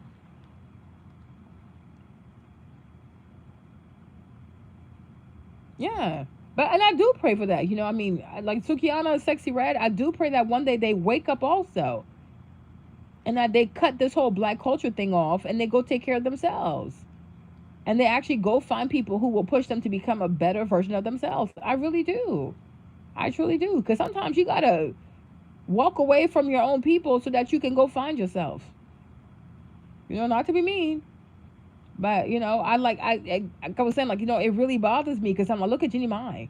Jeannie used to steal cars. Like, she actually went to prison for stealing cars. She wouldn't stop stealing cars, okay? But the fact that this girl, you're the same age as her, right? She never got pregnant out of wedlock. And for Jeannie to have her first baby, she made that man marry her, right? But you're more famous than her. Ashanti, I mean, I'm biased, so yeah, you're more beautiful, but you're richer than her. You have a bigger career than her. You have more money than her. You have more relevance. You have more cultural relevance than Jeannie Mai, right? And so for this girl to just be a TV hostess and a fashion guru person, for her to like demand marriage out of Jeezy, right? And then you, as big as you are, as rich, I think Ashanti's like worth like $30 million. You know what I mean? You couldn't even get that, but Jeannie Mai knows how to prioritize marriage before pregnancy. Child, well, I'll tell you, that shit hurt my feelings. That thing hurt my feelings so bad. I had a migraine. Yes, T. She stole cars like 3 times. So the first time the judge, because me, the way I found out when they got into it with Chris Brown and he was cussing their asses out, because even Adrian stole too. I think she like stole clothes or she stole makeup, but then she stopped her because she got really scared. Good for her. She made a mistake. Okay, but Jeannie, nah, Jeannie, that was like her hustle. So the first time I think the judge gave her like 6 months in the county jail. They let her out early. She stole a car again. They brought her back in for like 9 months, let her out early. Then the third time, the judge was fed up, so he gave her like 18 months in prison. Girl, I couldn't believe it. hmm I was like, you did what? I'm like, how did you get to work for like TV? Like, how do you get to go to Warner Brothers, like, a set? I was so confused. I was like, what in the world? Yep. And I forgot what even Lonnie Love. Lonnie Love also did some kind of breaking the law type of stuff. All three of them. It's Lonnie, it's Jeannie, and it's Adrian. But Jeannie is like the real one. Like, she out here stealing cars for real, for real. Um, yep, she knows how to steal cars. That girl's crazy. She don't look like it, huh? Yep. When I read that, I was like, you did what? Girl, you are insane. So her third offense, the judge got fed up, so he actually put her up in the prison. But the first 2 times, she went to county jail. She didn't learn because he let her out early. Because how she's like all small and Asian. He probably felt bad for her. Then the third time, he was like, you know what? I'm tired of you. So then he took her to prison. And she was there for like over a year. She was in there for over a year. Yeah. And you see how she rebranded herself too? And that's the thing. Like, you see, and that's another thing when I say, like, sometimes you got to walk away from people. Like, you think it's a joke, right? But I'm like, you see her doing what she did. She didn't try to be the first Vietnamese car stealing rapper. She didn't embrace her crime. You see, like, and that's the thing. I'm like, this is something that we have to be really serious about. She's not sitting here trying to embrace her crime life, calling herself Gigi, the whatever, JJ or Jeannie, the car genie, whatever. You know what I'm saying? She doesn't have like that's not her alter ego. She's not sitting here embracing her crimes, boasting about her record, She's not doing none of that. But over here though, people are very proud to be ignorant. People are proud to wear their mistakes, their foolishness, their criminal past as like it's not cute. You know what I mean? You have to get people, oh, I'm trying to keep it real. You can keep it real without being an idiot. Right? You can say, okay, growing up, these are the mistakes that I've made without that being your brain. We'll get it. Trust me, we'll get it. You don't have to embody ignorance to say, well, I'm trying to keep it real. This is really who I am. Like, no, go somewhere with that. But like I said, you also got to be somewhere like where you have a culture where people allow you to reinvent yourself without always making you feel like if you're something, you have to be that one thing forever. And I don't agree with that. You have the right to reinvent yourself. You have the right to reinvent yourself. You can wake up tomorrow and say, I want to be a completely different person. Right? I want to eat differently. I want to dress differently. I want to talk differently. I want to live somewhere completely different. You absolutely have the right to reinvent yourself. It is your right. You're a human being. You know what I'm saying? And we are called to change. We're called to change. We're called to evolve. Like, we're called to try new things. You don't have to live in a box. Why put a box on yourself because of your skin color? Like, you don't have to. You know what I'm saying? So I'm like, live your life. And then decide what's actually good for you. Even if it makes you sound selfish, it's okay. It's okay. A lot of people are selfish. A lot of famous black people are selfish, right? A lot of rich black people are selfish. Why you can't be selfish too? So no, I'm like, no, it's your right. Like even Lori Harvey. Lori Harvey used to be a little chubby, thick also, but she reinvented herself. She wasn't always known. She wasn't always a socialite. She's pretty, but she wasn't always attractive, right? Lori Harvey reinvented herself. So why you can't reinvent yourself, right? In the next 12 months, you can be so different than who you are today. Okay, cool. But the problem is, people don't like it. People reinvent themselves because it makes them feel like, oh, well, I'm stuck behind. I didn't use my time wisely. I didn't get to make the same decision she did. So it's like, well, what you want me to tell you? I guess I have a course. Take my course. I don't know, right? But it's like, nah. Free yourself. Free yourself. Free your mind. Like, pursue your dreams. Be who you want to be. Reinvent yourself. If you feel like, you know what, I'm in America, but one day I want to live in a very like bougie, uppity society in London, why not? Anything is possible. Anything is possible. If you want to go live in Paris for 2 years, why not? You're free. You're a person. You're a human being first. Be free. Like, free yourself. You don't have to carry a whole people on your back. No. It's too much for a person. It's too much. It really is too much. Take care of yourself. Put yourself in positions to actually win. You know what I mean? Put yourself around people who can help you to win. Like, you owe that to yourself. That's why I love Eve. I really do. You know? All these years, look at Ashanti. She didn't change her taste in men. She, like, even, and my thing is, like, even if you want to be with Nelly, you should have had new expectations for him. Like, we're not about to do this the way we did this like 20 years ago because I changed. I'm a different person. I'm a different woman, right? So if you want to be with me, here are my requirements, right? I don't think there were any requirements with this dude. She's just happy to have him back because these past 20 years, I don't think she really thought about the woman she is, the woman she became, and what she needs and what she want to accept and what she'll stand for, right? Makes sense? And so when you're around a people, everybody's like, oh, everybody's okay being baby mamas. You think it's okay too, but it's like, no, it really isn't. Because you can really demand that. If somebody like Jeannie Mai has enough wherewithal to demand that from Jeezy, and he's also a rapper, how is it that you can't demand that from Nelly? What makes him special? You know what I'm saying? What makes him special? He's not that special. Yeah, he's funny. Okay, Ann. He's been funny before, and he broke your heart. So we don't care about how funny he is. We care about how serious he is. You know? But I'm like, if you're going to let somebody spin the block, you should really have expectations for him. Like, okay, this time around, we're playing it this way, right? We're going to do it my way. Because we're not doing it like we did back in our 20s. Because I'm not 20 anymore. Yeah, you're not 20 anymore, Shanti. You're a grown-ass woman. You a grown-ass, accomplished woman. Like, you rich as fuck. Like, you have no reasons to not say, here are my rules. Okay, here are my standards. Like, you like what? No, you're not impressionable. You're not like, oh my gosh, I've never been here before. He's so famous. What makes Nelly so special? He is not that special. He really is not that special. So I'm like, nah. Jeannie Mai knows how to ask for marriage, even if she's probably gonna get divorced though. But at least she was an ex-wife. You know, she's like, oh, that's my ex-husband. You know what I'm trying to say? But I'm like, what? That's crazy. So yes, you guys, that's my little message for today. Okay, feel free to grow.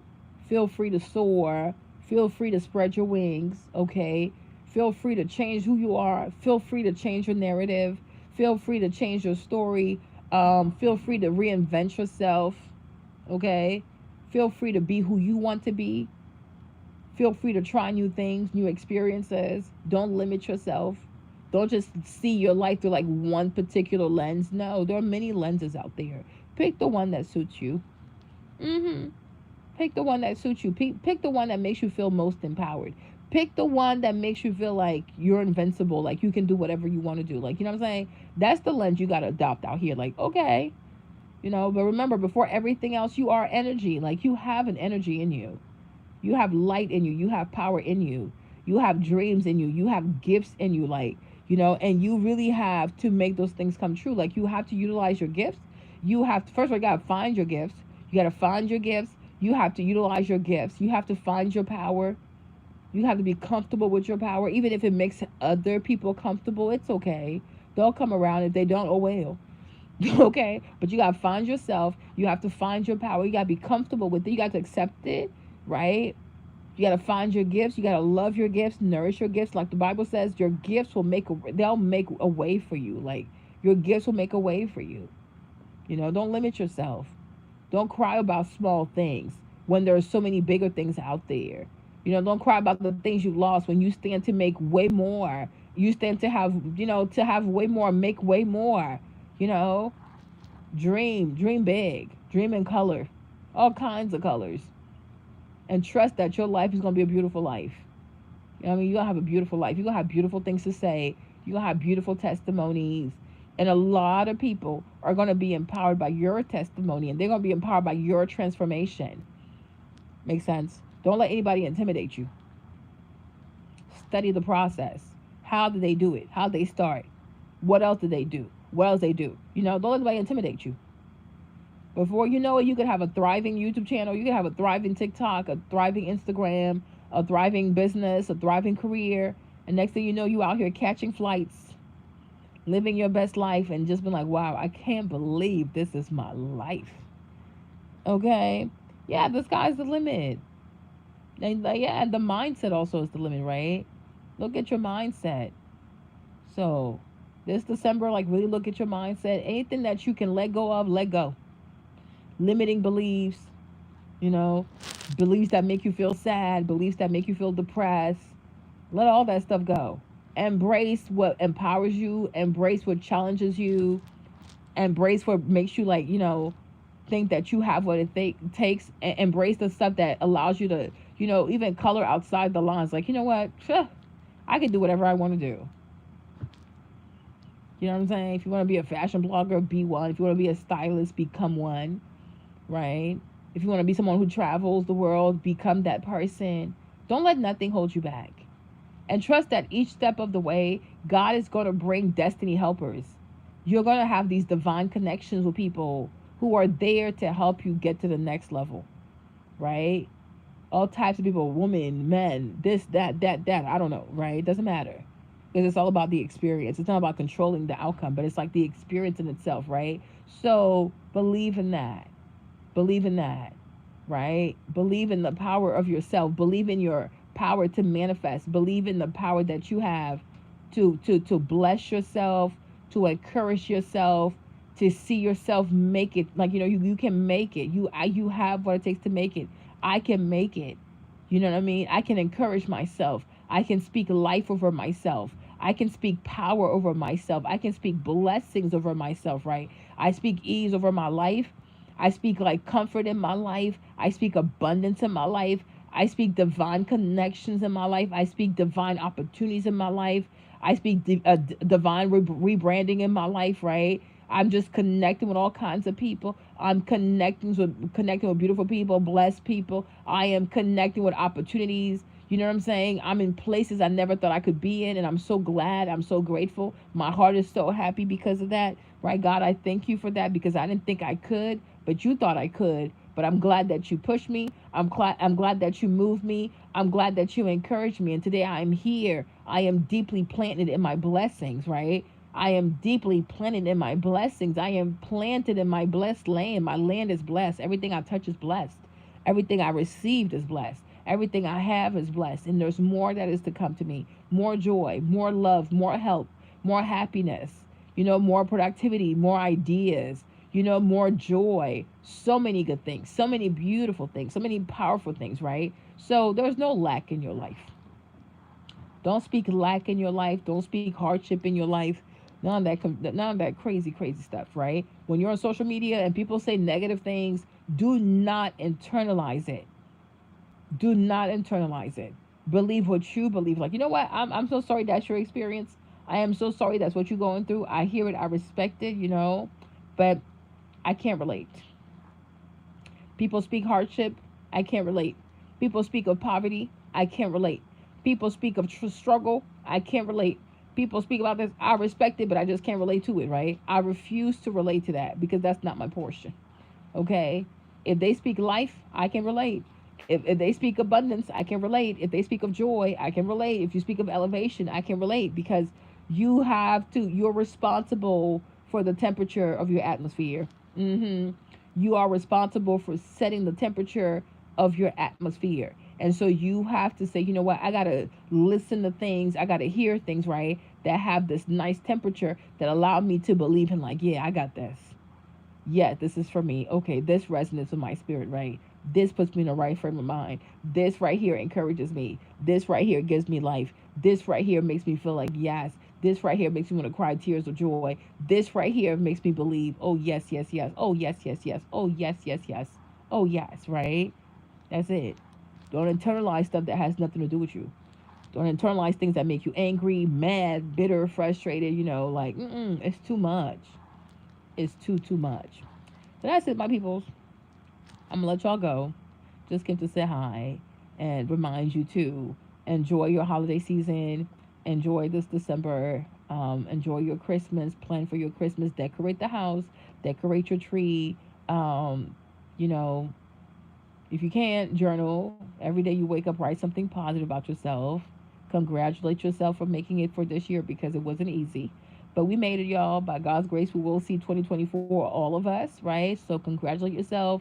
Go outside, see the lights, take some pictures, dress up a little bit, put some perfume on. You know, just celebrate yourself. It's the last month of the year. We're not going to see this year anymore, so make it count. Yeah, make it count. Be happy, be merry. You know, there's always next year, but really, really celebrate this month. Be proud of yourself. Okay, pat yourself on the back. You made it. We made it. Yeah, it really flew by, huh? So, but we did it though, y'all. By God's grace, we're all going to see 2024.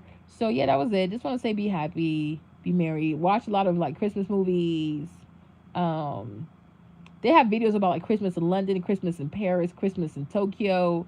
Watch those videos, see how people around the world are celebrating Christmas. You can see how the stores, all these stores around the world are like, how they decorated, just to put you in the spirit. Listen to loads of Christmas music, and don't let anything take your joy whatsoever because you work hard for it. And we're going to enjoy ourselves. So, with that being said, my people, enjoy the rest of your night. I'm gonna go eat something and take a shower. Okay. Hopefully, I'll see y'all tomorrow. We gotta talk about Keke Palmer, so hopefully we'll do that tomorrow. But enjoy your night, bisou bisou, and I will see y'all in the morning. I'll be there tomorrow. I'll come up tomorrow. Okay. Bye. Love y'all. Enjoy your night.